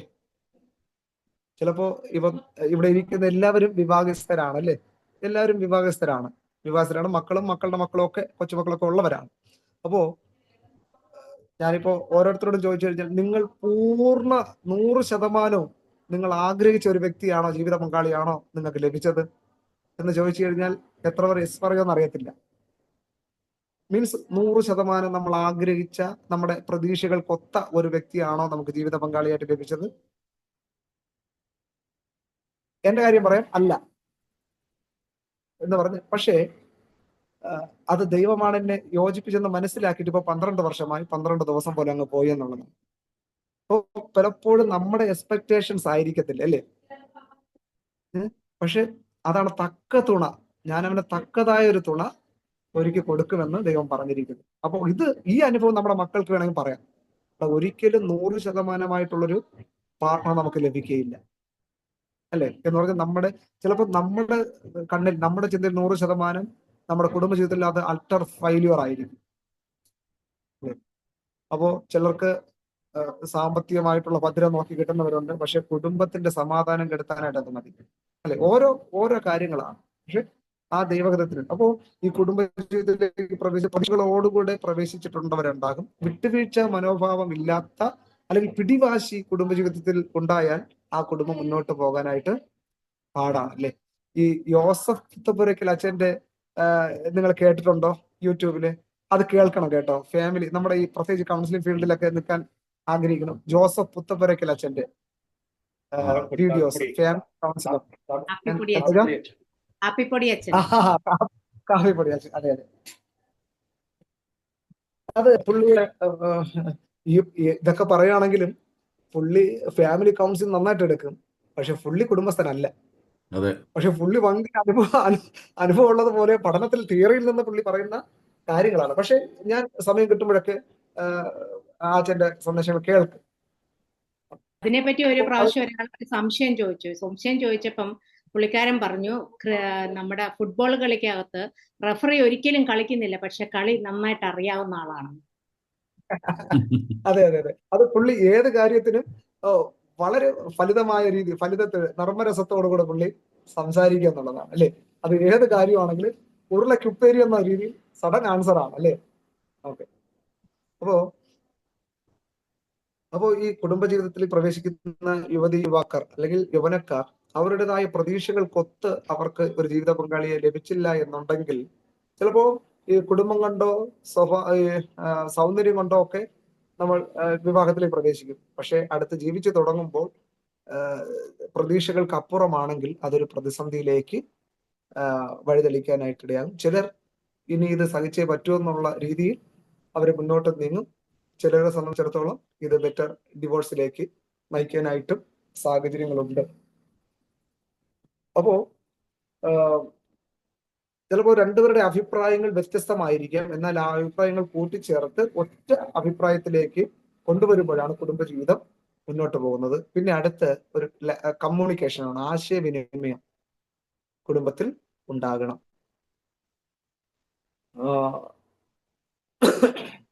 അപ്പോ ഈ വ്യത്യസ്ത കുടുംബങ്ങളിൽ നിന്നുള്ള കുഞ്ഞുങ്ങൾ അല്ലെങ്കിൽ വിവാഹിതരാകുമ്പോൾ സ്വാഭാവികമായിട്ടൊരു അഡ്ജസ്റ്റ്മെന്റ് പ്രോബ്ലം ഉണ്ടാകാൻ സാധ്യതയുണ്ട് അല്ലേ. അമ്മാവിയമ്മയും അതുപോലെ നാത്തൂന്മാരുമായിട്ട്, അതുപോലെ തന്നെ മകൻ അപ്പോൾ വൈഫിന്റെ വീട്ടിൽ പോകുമ്പോൾ ഉള്ള ഒരു അഡ്ജസ്റ്റ്മെന്റ് സംവിധാനങ്ങൾ ഉണ്ടാകാൻ സാധ്യതയുണ്ട്. ഈ വ്യത്യാസങ്ങൾ മനസ്സിലാക്കി അത് കൈകാര്യം ചെയ്യും. ഇതൊക്കെ അറിയാൻ നമുക്ക് പ്രീമെരിറ്റൽ കൗൺസിലിംഗ് ഒത്തിരി സഹായകരമായി തീരും എന്നുള്ളതാണ്. ഓക്കെ, അടുത്ത് ഈ യൗവനത്തിലെ അടുത്തൊരു ഘട്ടം എന്ന് പറയുന്നത് യൗവനം. എനിക്ക് തോന്നുന്നു 45 വയസ്സ് വരെയുള്ള ടൈമാണ് യൗവനം എന്ന് പറയുന്നത്. അപ്പോൾ ഈ 40-45 വയസ്സിലേക്കും യൗവനത്തിന്റെ അവസാന ഘട്ടത്തിലേക്ക് പ്രവേശിക്കുമ്പോൾ അവർക്ക് ദൈവം കുഞ്ഞുങ്ങളെ കൊടുക്കുന്നു. പിന്നെ അവരുടെ വിദ്യാഭ്യാസത്തിന് വേണ്ടിയിട്ടുള്ള സാഹചര്യങ്ങൾ, കാര്യങ്ങൾ നേടാനായിട്ട് മാതാപിതാക്കൾ പരിശ്രമിക്കുന്നു. ഉന്നതമായ വിദ്യാഭ്യാസം, പിന്നെ അവരുടെ ഹയർ സ്റ്റഡി, ഇതൊരു ലൈഫ് സൈക്കിളായിട്ട് ഇങ്ങനെ പോവുകയാണ്. അപ്പോൾ മാതാപിതാക്കൾക്ക് സാമ്പത്തിക ബുദ്ധിമുട്ടുണ്ടെങ്കിൽ അത് അവരെ ഒത്തിരി അസ്വസ്ഥമാക്കുന്ന പ്രതിസന്ധിയാണ്, അല്ലെ? കുഞ്ഞുങ്ങൾ പിന്നെ മാതാപിതാക്കൾ ചിന്തിക്കും, ഞാൻ അനുഭവിച്ച സങ്കടവും ബുദ്ധിമുട്ടും എൻ്റെ മക്കൾ അറിയരുത് എന്നുള്ള പ്രതീക്ഷയോടുകൂടി ആയിരിക്കും കുടുംബജീവിതത്തിൽ പ്രവേശിക്കുന്നതും മക്കളെ കൊടുക്കുന്നതും, അല്ലെ? തന്നെ ചിലർ പറഞ്ഞതുപോലെ ഇപ്പോഴത്തെ കുഞ്ഞുങ്ങൾ കല്യാണം കഴിക്കാൻ മടിക്കുന്നു. കല്യാണം കഴിച്ചാൽ തന്നെ കുഞ്ഞുങ്ങൾ ഒരു 10 വർഷത്തേക്ക് വേണ്ട എന്ന് അവർ സ്വയം ചിന്തിക്കുന്നു, അല്ലെ? എന്താണ്? സാമ്പത്തിക ഭദ്രത, ഇനി ഒരു വലിയൊരു കടത്തിലേക്ക് പോകണ്ട എന്നൊരു ചിന്തയാണ്. പക്ഷെ അവർ ഒരിക്കലും അറിഞ്ഞോ അറിയാതെ മറന്നു പോകുന്ന ഒരു സംഗതിയുണ്ട്. മക്കൾ യഹോവ തരുന്ന അവകാശമാണെന്നുള്ളത് അവർ മറന്നു പോകുന്നു, അല്ലെ? പക്ഷെ ഇതിനൊക്കെ ഒരു പ്രീമെരിറ്റൽ കൗൺസിലിംഗ് വിവാഹത്തിന് മുമ്പ് നൽകുന്നത് വളരെ ആവശ്യമാണ്. ദൈവം മനുഷ്യനെ സൃഷ്ടിച്ചിട്ട് ആദ്യം കൊടുത്ത അനുഗ്രഹം എന്താണ്? നിങ്ങൾ സന്താന പുഷ്ടിയുള്ളവരായി പെരുകി ഭൂമിയിൽ പെരുകി എന്നാണ്. ഇന്ന് നമ്മൾ ക്രിസ്തീയ കുടുംബത്തിൽ 1, 1.5, 2 അത്ര തന്നെ, അങ്ങോട്ട് പിന്നെ ചിന്തിക്കുന്നേ ഇല്ലേ, ഇല്ലയോ? അപ്പോ ഒരു നല്ലൊരു ആരോഗ്യകരമായിട്ടുള്ള അല്ലെങ്കിൽ ഒരു ദൈവഭക്തിയുള്ള കുടുംബത്തിൽ നിന്ന് 4-5 കുഞ്ഞുങ്ങളൊക്കെ ഉണ്ടെങ്കിൽ എന്ത് സന്തോഷമാണ്, അല്ലേ? ദൈവഭക്തിയിൽ നമുക്ക് അവരെ വളർത്താനായിട്ട് കഴിയും എന്നുള്ളതാണ്. ഓക്കെ, അപ്പോൾ ഇത്തരം സാഹചര്യങ്ങൾ ചിലപ്പോഴൊക്കെ യൗവനക്കാരെ സംബന്ധിച്ചിടത്തോളം പിരിമുറുക്കത്തിലേക്ക്. പിന്നെ ആരോഗ്യ പ്രശ്നങ്ങൾ. ഇന്ന് ഇപ്പൊ പ്രായപരിധി വ്യത്യാസമില്ലാതെ മാരകമായ രോഗങ്ങൾ സംഭവിച്ചുകൊണ്ടിരിക്കുന്നു. മുമ്പ് അങ്ങനെയല്ലായിരുന്നു. ഒരു മധ്യവയസ്സാകുമ്പോഴൊക്കെയാണ് ഷുഗർ, പ്രഷർ ഒക്കെ ഉണ്ടാകുന്നത്, അല്ലെ? ഇന്ന് കുഞ്ഞുകുട്ടികൾക്ക് പോലും ഈ ഒരു അസ്വസ്ഥത ഉണ്ടാകുന്നു. അപ്പോ ഇത്തരത്തിൽ അസ്വസ്ഥതകൾ നേരിടുമ്പോൾ ഇനി ജീവിതം എങ്ങനെ മുന്നോട്ട് പോകുമെന്നുള്ള ചിന്തകൾ വരുന്നു. പിന്നെ കുഞ്ഞുങ്ങളെക്കുറിച്ചുള്ള അവരുടെ ഭാവിയെക്കുറിച്ചുള്ള ആശങ്കകൾ ഈ യൗവന ഘട്ടത്തിലേക്ക്, യൗവനത്തിന്റെ അവസാന ഘട്ടത്തിലേക്ക് നീങ്ങുന്ന മാതാപിതാക്കൾക്കുണ്ടാകുന്ന പ്രതിസന്ധികളാണ്. അപ്പോൾ തന്നെ കുഞ്ഞുങ്ങളും മാതാപിതാക്കളും തമ്മിലുള്ള ഒരു സംഘർഷം ഉണ്ടാകുന്ന ഒരു ടൈമാണ്. ഈ ടൈമുകളിലൊക്കെ അവരെ നല്ല രീതിയിൽ ദൈവിക വചനങ്ങളും ദൈവിക നിർദ്ദേശങ്ങളും കൗൺസിലിങ്ങും അവബോധവും ഒക്കെ അവർക്ക് നൽകാനായിട്ട് ഇടയാകണം. മാതാപിതാക്കൾക്കും പേരന്റൽ കൗൺസിലിംഗ് ആവശ്യമാണ്, ഫാമിലി കൗൺസിലിംഗ് ആവശ്യമാണ്. പ്രീമെരിറ്റൽ കൗൺസിലിംഗ് പോലെ തന്നെയാണ് ഫാമിലി കൗൺസിലിംഗ് വളരെ അനിവാര്യമായിട്ടുള്ള കാര്യമാണ്, അല്ലെ? ചില മാതാപിതാക്കളെ സംബന്ധിച്ചിടത്തോളം അവരെ തന്നെ പറയും, അല്ലെ? കുഞ്ഞുങ്ങളെ പഠിപ്പിക്കേണ്ട ചുമതല ഭർത്താവ് പറയും, അത് ഭാര്യയ്ക്കാണ്. നിനക്ക് എന്തോ ജോലിയെന്നാ ചോദിക്കുന്നത്, അല്ലേ? ഭർത്താവ് രാവിലെ ഓഫീസിൽ പോകും. അപ്പോൾ അമ്മയ്ക്ക് ഒരു ജോലിയില്ല. രാവിലെ എല്ലാവരും എഴുന്നേൽക്കണം, എല്ലാവർക്കും വേണ്ടുന്ന ഭക്ഷണം ക്രമീകരിക്കണം, എല്ലാവരും ഉറങ്ങിയ ശേഷം അമ്മയ്ക്ക് ഉറങ്ങാൻ പറ്റൂ. എന്നിട്ട് ചോദിക്കുന്നത് നിനക്ക് എന്തോ ജോലി എന്നാണ് ചോദിക്കുന്നത്, അല്ലേ? അപ്പോൾ ഇത് പലപ്പോഴും അമ്മമാർ അനുഭവിക്കുന്ന അല്ലെങ്കിൽ യൗവനക്കാരായ മാതാക്കൾ അനുഭവിക്കുന്ന ഒരു പ്രതിസന്ധിയാണ്, അല്ലേ? ചിലപ്പോൾ അവർക്കൊരു ഗവൺമെന്റ് ജോലിയോ അല്ലെങ്കിൽ മറ്റ് ജോലിയോ ഇല്ലെന്നുണ്ട്. പക്ഷേ അതിനേക്കാൾ വലിയ ജോലിയാണ് കുഞ്ഞുങ്ങളെ നോക്കുന്നതും കുടുംബത്തെ സംരക്ഷിക്കുന്നതും. ഹോം മേക്കർ, അല്ലെ? അതൊരു വലിയൊരു ഉത്തരവാദിത്വമാണ്. ബുദ്ധിയുള്ള സ്ത്രീ തന്റെ കുടുംബത്തെ പണിയുന്നു എന്നാണ്, അല്ലെ? ഓക്കെ, അപ്പൊ അങ്ങനെയുള്ള സംഘർഷങ്ങൾ വരുമ്പോൾ സ്വാഭാവികമായിട്ടും ഭർത്തൃ ഭാര്യ ബന്ധങ്ങൾ, പിള്ളേർ വരികയാണ്, അവർ തമ്മിൽ ക്ലാഷ് ഉണ്ടാകുന്നു. അപ്പോൾ ഇതെല്ലാം കുഞ്ഞുങ്ങൾ കാണുന്നു, അല്ലെ? മാതാപിതാക്കളുടെ ഐക്യത ഇല്ലായ്മയും കുഞ്ഞുങ്ങൾക്ക് വിവാഹം വേണ്ട എന്ന് ചിന്തിക്കുന്നവരുണ്ട്. എപ്പോഴും നോക്കിയാലും കലഹമാണ്, അല്ലെ? ഒന്ന് പറഞ്ഞ് നിസ്സാര കാര്യമായിരിക്കാം. പിന്നെ ഫുഡ് കഴിക്കാതെ കിടക്കുന്നു. പിന്നെ ചിലരെ സംബന്ധിച്ചിടത്തോളം പിന്നെ വാട്സാപ്പിലൂടെ മെസ്സേജ് മാത്രമേ ഉള്ളൂ, ഡയറക്റ്റ് സംസാരിക്കത്തില്ല. ഞാൻ ജോലിക്ക് പോകുന്നു, ഓക്കെ, ഫുഡ് എടുത്ത് വെക്കി, ഇന്ന സാധനം ഇന്ന ഇരിപ്പുണ്ട്, ഓക്കെ എന്നൊക്കെയുള്ള സന്ദേശങ്ങളാണ്. ഇതൊക്കെയുള്ള മറ്റൊരു പ്രതിസന്ധിയാണ്. ഇനി നമ്മൾ അടുത്ത വാർദ്ധക്യത്തിലേക്ക് കടന്നു വരികയാണ്. അത് വാർദ്ധക്യം തുടങ്ങുന്നത് 46 മുതൽ പിന്നെ ജീവിതത്തിലുള്ള അങ്ങോട്ടുള്ള വയസ്സ് മുതൽ വാർദ്ധക്യത്തിന്റെ ആരംഭം തുടങ്ങിയാണ്, അല്ലെ? അപ്പോൾ ആരോഗ്യവും വരുമാനം കുറയുന്നതാണ് ഈ സ്റ്റേജിലെ പ്രധാന പ്രശ്നങ്ങൾ. അപ്പോൾ ആ വാർദ്ധക്യത്തിന്റെ ആദ്യ സ്റ്റേജുകളിലൊക്കെ അവര് സമൂഹത്തിൽ ഉന്നതരും അല്ലെങ്കിൽ ഓരോ സംഘടനയുടെയും നേതാക്കന്മാരോ അല്ലെങ്കിൽ അവരുടെ കഴിവിനും പ്രാപ്തിക്കൊത്തവണ്ണമുള്ള നല്ല ഉത്തരവാദിത്വത്തിലായിരിക്കും. എന്നാൽ 60 വയസ്സ് കഴിഞ്ഞു കഴിഞ്ഞാൽ എത്ര ആരോഗ്യം ഉണ്ടെങ്കിലും അവരെന്ത് ചെയ്യും? ഒരു റിട്ടയർമെന്റ് പീരീഡിലേക്ക് കൊണ്ടുവരുന്നു. അപ്പോൾ സ്വാഭാവികമായിട്ട് അവർക്കുണ്ടാകുന്ന ഒരു വേദനയാണ്, ഇനി എന്നെ ആർക്കും വേണ്ടല്ലോ എന്നൊരു ചിന്ത അവർക്ക് ഉണ്ടായി തുടങ്ങുന്നു, അല്ലേ? പക്ഷേ അത് ആ ഒരു സിസ്റ്റത്തിലേക്ക് വച്ചിരിക്കുന്ന ഒരു കാര്യമാണ്, അത് നമ്മൾ അംഗീകരിക്കണം. അപ്പോൾ അവർ ചിന്തിക്കുന്നത് എന്റെ കഴിവെല്ലാം പോയി, എന്റെ ആരോഗ്യം കൊള്ളത്തില്ല, അതുകൊണ്ടാണ് എന്നെ റിട്ടയർമെന്റ് ആക്കി എന്നുള്ള ചിന്ത വരും. അപ്പോൾ തന്നെ ചിലരെ സംബന്ധിച്ചിടത്തോളം നല്ല സംതൃപ്തിയാണ് അവർക്കാകുന്ന സമയത്ത്. ജീവിതത്തിന്റെ 4 ഘട്ടങ്ങളും വിജയകരമായി പൂർത്തീകരിച്ചു, അല്ലെ? മക്കളെ പഠിപ്പിച്ചു, അവർ നല്ല നിലയിലായി, പിന്നെ കൊച്ചുമക്കളെയൊക്കെ കണ്ടു. ഇനി ജീവിതത്തിന്റെ സായാഹ്നത്തിലേക്ക് വരുമ്പോൾ നല്ല സംതൃപ്തിയോടുകൂടി ഇരിക്കുന്ന മാതാപിതാക്കളും ഉണ്ടല്ലേ? അപ്പോൾ തന്നെ ജീവിതത്തിൽ ഒന്നും നേടാൻ കഴിവില്ല എങ്കിലും ദുഃഖിതരായിരിക്കുന്നവരുണ്ട്. ഞാൻ ഈ ഘട്ടത്തിലായിട്ടും എൻ്റെ മക്കളുടെ നല്ല ഭാവി കാണാൻ കഴിഞ്ഞില്ലല്ലോ, അല്ലെങ്കിൽ നല്ലൊരു അഭിവൃദ്ധി കാണാൻ കഴിഞ്ഞില്ലല്ലോ എന്ന ഒരു ചിന്തയോടിരിക്കുന്നവര് ഉണ്ട് എന്നുള്ളതാണ് ഇത് തന്നെ. അപ്പോൾ ബൈബിൾ എന്താണ് പറയുന്നത്? ഞാൻ നിന്നെ വാർദ്ധക്യോ നരയുള്ള കാലത്തോളം ഞാൻ നിന്നെ കൈവിടുകയില്ല, ഉപേക്ഷിക്കുകയില്ല. നരച്ച തല ശോഭയുള്ള കിരീടം, അല്ലെ? അപ്പോൾ ഇന്നത് മനസ്സിലാക്കാതെ നരച്ച തല വരുമ്പോൾ ഉടനെ കളറൊക്കെ അടിക്കുന്നു, അല്ലേ? പക്ഷെ അത് ബൈബിൾ പറയുന്നത് ശോഭയുള്ള കിരീടം എന്നാണ്, അല്ലെ? ഓക്കെ. അപ്പോൾ ബൈബിൾ ഒരു പ്രത്യേക പരിരക്ഷയാണ് ഈ ലൈഫ് ജീവിതത്തിലെ 5ാമത്തെ സ്റ്റേജിലേക്ക് വരുന്നവർക്ക് കൊടുക്കുന്നത്, വാർദ്ധക്യത്തിലേക്കുള്ളവർക്കുള്ള ഒരു സ്റ്റേജ് എന്ന് പറയുന്നത്. അപ്പോൾ എല്ലാവരും മക്കളൊക്കെ ദൂരെ, അവരെ പഠനം അല്ലെങ്കിൽ ജോലിയുമായിട്ട് ബന്ധപ്പെട്ട് അവർക്ക് ചിലപ്പോൾ വിദേശങ്ങളിലൊക്കെ പോകേണ്ടി വരും, അല്ലേ? അപ്പോൾ പേരൻസ് ചിന്തിക്കും, എന്താണ് എന്റെ ആരോഗ്യവും സൗന്ദര്യമൊക്കെ നഷ്ടപ്പെട്ടപ്പോൾ എന്നെ കുഞ്ഞുങ്ങളെല്ലാം ഒറ്റയ്ക്കാക്കിയിട്ട് പോയി എന്ന്, അല്ലേ? അത് സ്വാഭാവികമായിട്ട് ചിന്തിച്ച് വരുന്നതാണ്. പക്ഷേ നമ്മൾ മറു സൈഡിൽ ചിന്തിച്ചു കഴിഞ്ഞാൽ അവരുടെ ആ നല്ല ടൈമിൽ അവർ ജോലിക്ക് പോയില്ല എങ്കിൽ അവർക്ക് അവരുടെ മക്കളെ പഠിപ്പിക്കാനോ ഒന്നും കഴിയുകയില്ല എന്ന് ചിന്തിക്കുമ്പോൾ ഈ ഭാരം എല്ലാം എന്ത് ചെയ്യുന്നു? മാറിപ്പോകുന്നു, അല്ലേ? ഇന്ന് കൂടുതലും ഈ പ്രായത്തിലുള്ള എത്തിയ അമ്മമാരാണ് കുഞ്ഞുങ്ങളെ നോക്കുന്നത്, അല്ലെ? സംരക്ഷിക്കുന്നത്, കൊച്ചു കുഞ്ഞുങ്ങളെ നോക്കുന്നത്. ഓക്കെ. ചിലരെ സംബന്ധിച്ചിടത്തോളം അത് സന്തോഷകരമായി സ്വീകരിക്കും. ചിലരെ സംബന്ധിച്ചിടത്തോളം അവർ പറയും, എന്റെ ഈ പ്രായത്തിൽ എനിക്കൊന്ന് ഫ്രീ ആകാൻ പറ്റിയില്ലല്ലോ, ഇപ്പോഴും ഞാൻ കുഞ്ഞുങ്ങളെ നോക്കിക്കൊണ്ടിരിക്കുന്നുണ്ട്, എനിക്ക് ഇഷ്ടമുള്ളത് പോകാൻ പറ്റുന്നില്ല എന്നുള്ള ഒരു പ്രതിസന്ധിയിൽ ഇരിക്കുന്നവരും ഉണ്ടാകും. ഓക്കെ. അപ്പോൾ ഇതുപോലെ തന്നെ രോഗം, പിന്നെ മാരകമായിട്ടുള്ള വ്യാധികൾ, പ്രതിസന്ധികൾ, ജരാനരകൾ, ഈ കണ്ണിന്റെ കാഴ്ച കുറയുന്നു, ശരീരത്തിന്റെ ആരോഗ്യം കുറയുന്നു. 70 വയസ്സ് കഴിയുമ്പോൾ ശരീരത്തിന്റെ സ്കിന്നിന്റെ ഇലാസ്റ്റികതയൊക്കെ കുറയുന്നു. ഇതൊക്കെ അത് സന്തോഷത്തോടെ സ്വീകരിക്കുന്നവരുണ്ട്,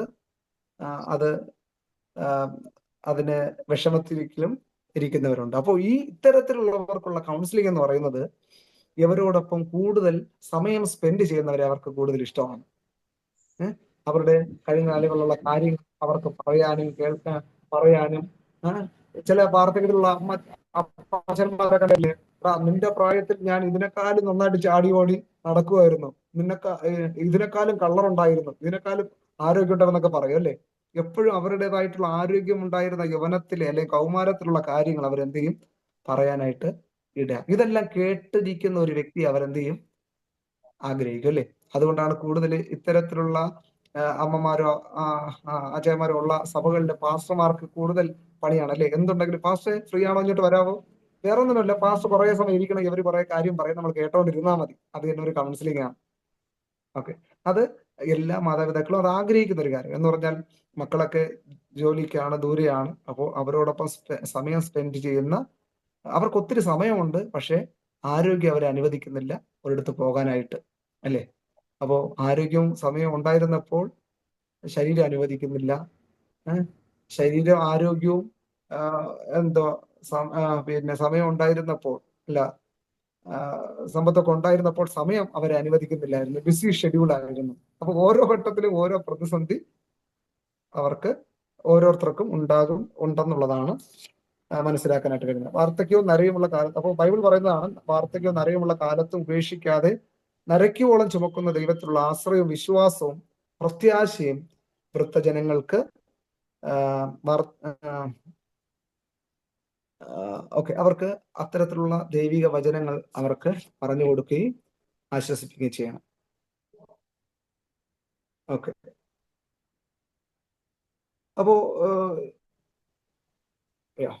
അപ്പോൾ ഇത്രയും വ്യത്യസ്തമായിട്ടുള്ള കാര്യങ്ങളാണ് നമ്മൾ ഈ 5 സ്റ്റേജിലൂടെ നമ്മൾ മനസ്സിലാക്കാനായിട്ട് ഇടയായത്. ഇതിന്റെ നോട്ടും ഞാൻ നിങ്ങൾക്ക് ഒരുമിച്ച് ഇത് തരുന്നതായിരിക്കും. ഇതിൽ ഏതെങ്കിലും സംശയമോ അല്ലെങ്കിൽ എന്തെങ്കിലും അഭിപ്രായങ്ങൾ പറയാനായിട്ടുണ്ടെങ്കിൽ പറയാനായിട്ടുള്ള സമയമുണ്ട്.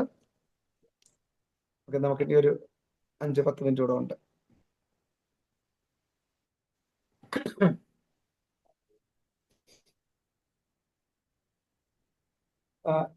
ഏതെങ്കിലും ഭാഗം റിപ്പീറ്റ് ചെയ്യണോ? ഏതെങ്കിലും മനസ്സിലാകാത്തതായിട്ടുണ്ടോ? ഞങ്ങൾക്കൊക്കെ ആവശ്യം ഇനി വാർദ്ധക്യത്തിലുള്ളതാ സാർ. ഞങ്ങളൊക്കെ വാർദ്ധക്യത്തിലേക്ക് ഞാൻ സംതൃപ്തയാണ്. അസംതൃപ്തയാണ്. അതെ അതെ അതെ അതെ.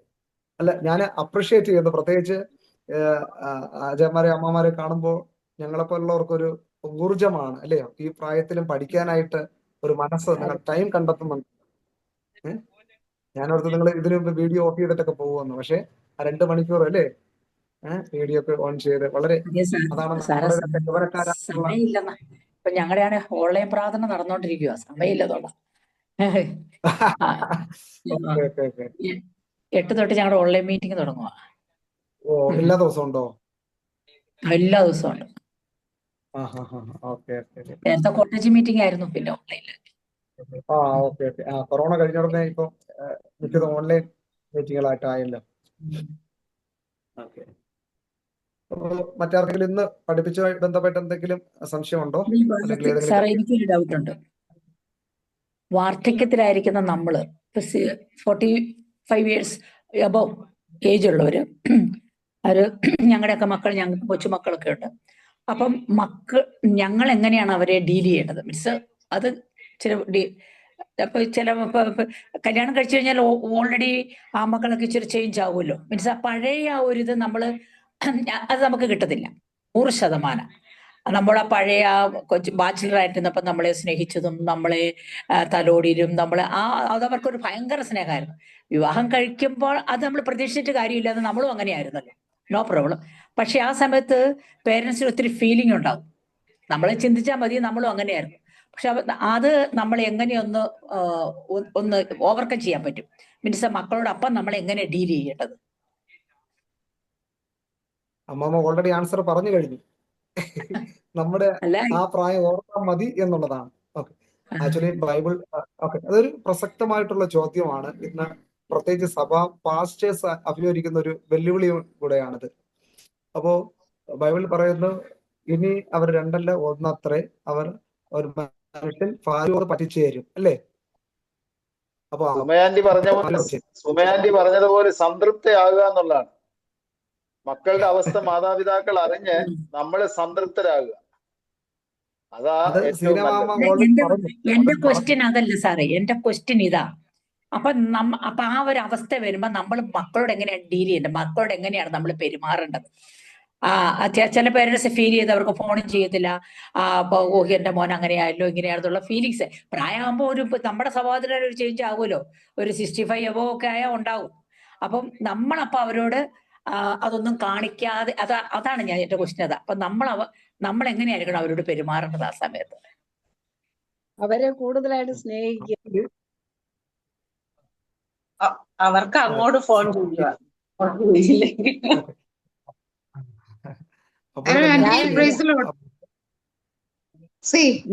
ഫസ്റ്റ് ഓഫ് ഓൾ, നമ്മൾക്ക് കുഞ്ഞുങ്ങളോടായാലും സമൂഹത്തോടുള്ളത് അൺകണ്ടീഷണൽ ആയിട്ടുള്ള ലവ് ആയിരിക്കണം. Every time it should be unconditional. We should never expect anything from അവിടെ നിന്ന് ഒന്നിരിക്കലും പ്രതീക്ഷിക്കാതെ. നമ്മളെ എങ്ങനെയാ സ്നേഹിച്ചത്? നമ്മൾ അൺകണ്ടീഷണൽ ആയിട്ടുള്ള സ്നേഹമായിരുന്നു. സെയിം വേ നമ്മൾ അതുപോലെ ആയിരിക്കണം, അൺകണ്ടീഷണൽ ആയിട്ടായിരിക്കണം. പിന്നെ അവർക്ക് ഫോൺ വിളിക്കാൻ കഴിയാത്ത സാഹചര്യങ്ങളാകുമ്പോൾ അങ്ങനെ വരും. ബിക്കോസ് എനിക്ക് എന്റെ അമ്മച്ചിയോടൊന്നും സംസാരിക്കാനായിട്ടുള്ള സമയം കിട്ടുന്നില്ല. ബട്ട് ഞാൻ അവരിൽ നിന്ന് പഠിച്ച എന്താന്ന് ചോദിച്ചാൽ, ഷീ മേക്സ് ഇറ്റ് അവരെന്നെ വിളിക്കും, മക്കളെ സമയം കിട്ടുന്നില്ലെന്ന് അറിയാം, കുഞ്ഞിന് സുഖാണോ?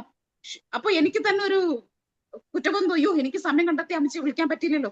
It should be there.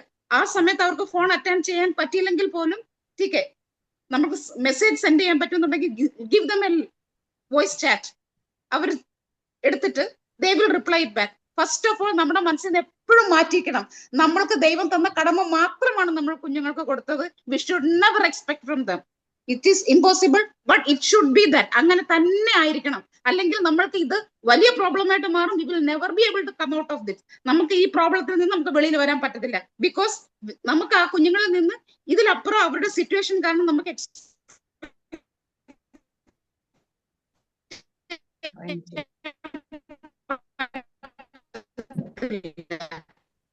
Voice break ആവുന്നുണ്ട്. റേഞ്ച് പോയി. വീഡിയോ ഓഫ് ചെയ്തിട്ട് സംസാരിക്കാമോ? ക്യാമറ ഓഫ് ചെയ്തിട്ട് സംസാരിക്കാമോ? അപ്പൊ ഇച്ചിരി ക്ലിയർ ആവും.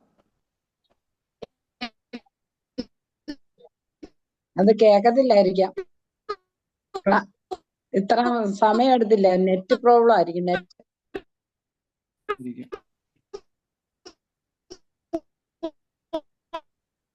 നമ്മള് പറയുന്നത് പുള്ളിക്ക് കേൾക്കാൻ പറ്റത്തില്ലായിരിക്കും.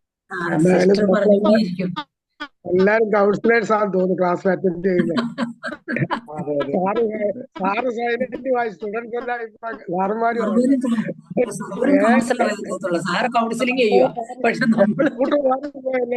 അതാ കർത്താവൻ പറഞ്ഞിട്ട് പോയത്, നിങ്ങൾ അന്യോന്യം ആശ്വസിപ്പിച്ചു കൊള്ളി. അതാ കർത്താവൻ പറഞ്ഞിട്ട് പോയത്. ഞാനോ ലോകാവസാനത്തോടെ നിങ്ങളോട് കൂടെ ഉണ്ട്.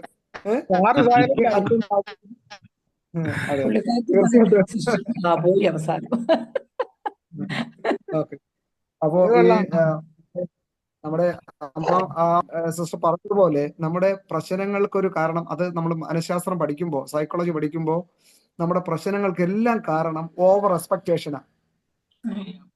അമിതമായിട്ടുള്ള പ്രതീക്ഷയാണ് നമ്മുടെ പ്രയാസത്തിന് കാരണം. അല്ലാതെ ആ വ്യക്തി എന്നെ സ്നേഹിച്ചില്ലെന്നോ വിളിച്ചില്ലെന്നോ എന്നുള്ളതല്ല.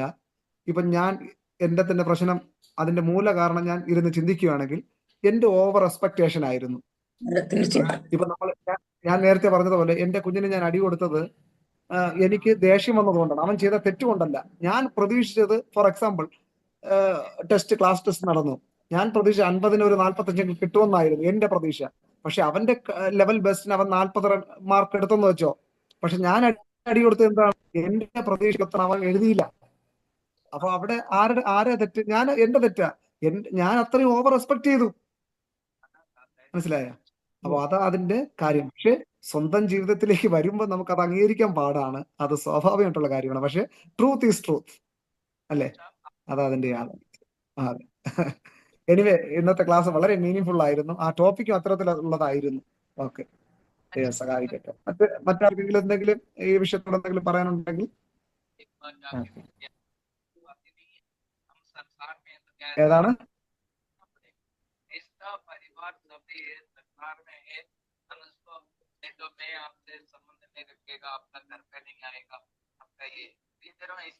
ശരിക്കും റേഞ്ച് ഇല്ലാന്ന് തോന്നുന്നു.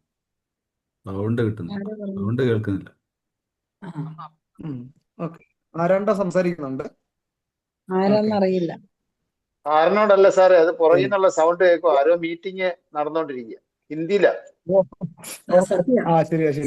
ഒരു മൊബൈൽ അവിടെ ഓണാ. എല്ലാവരും ഞാനാ കൊടുക്കുന്നത്.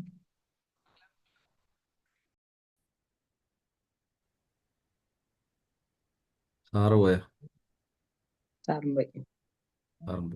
ഇല്ല, സാറുണ്ട്.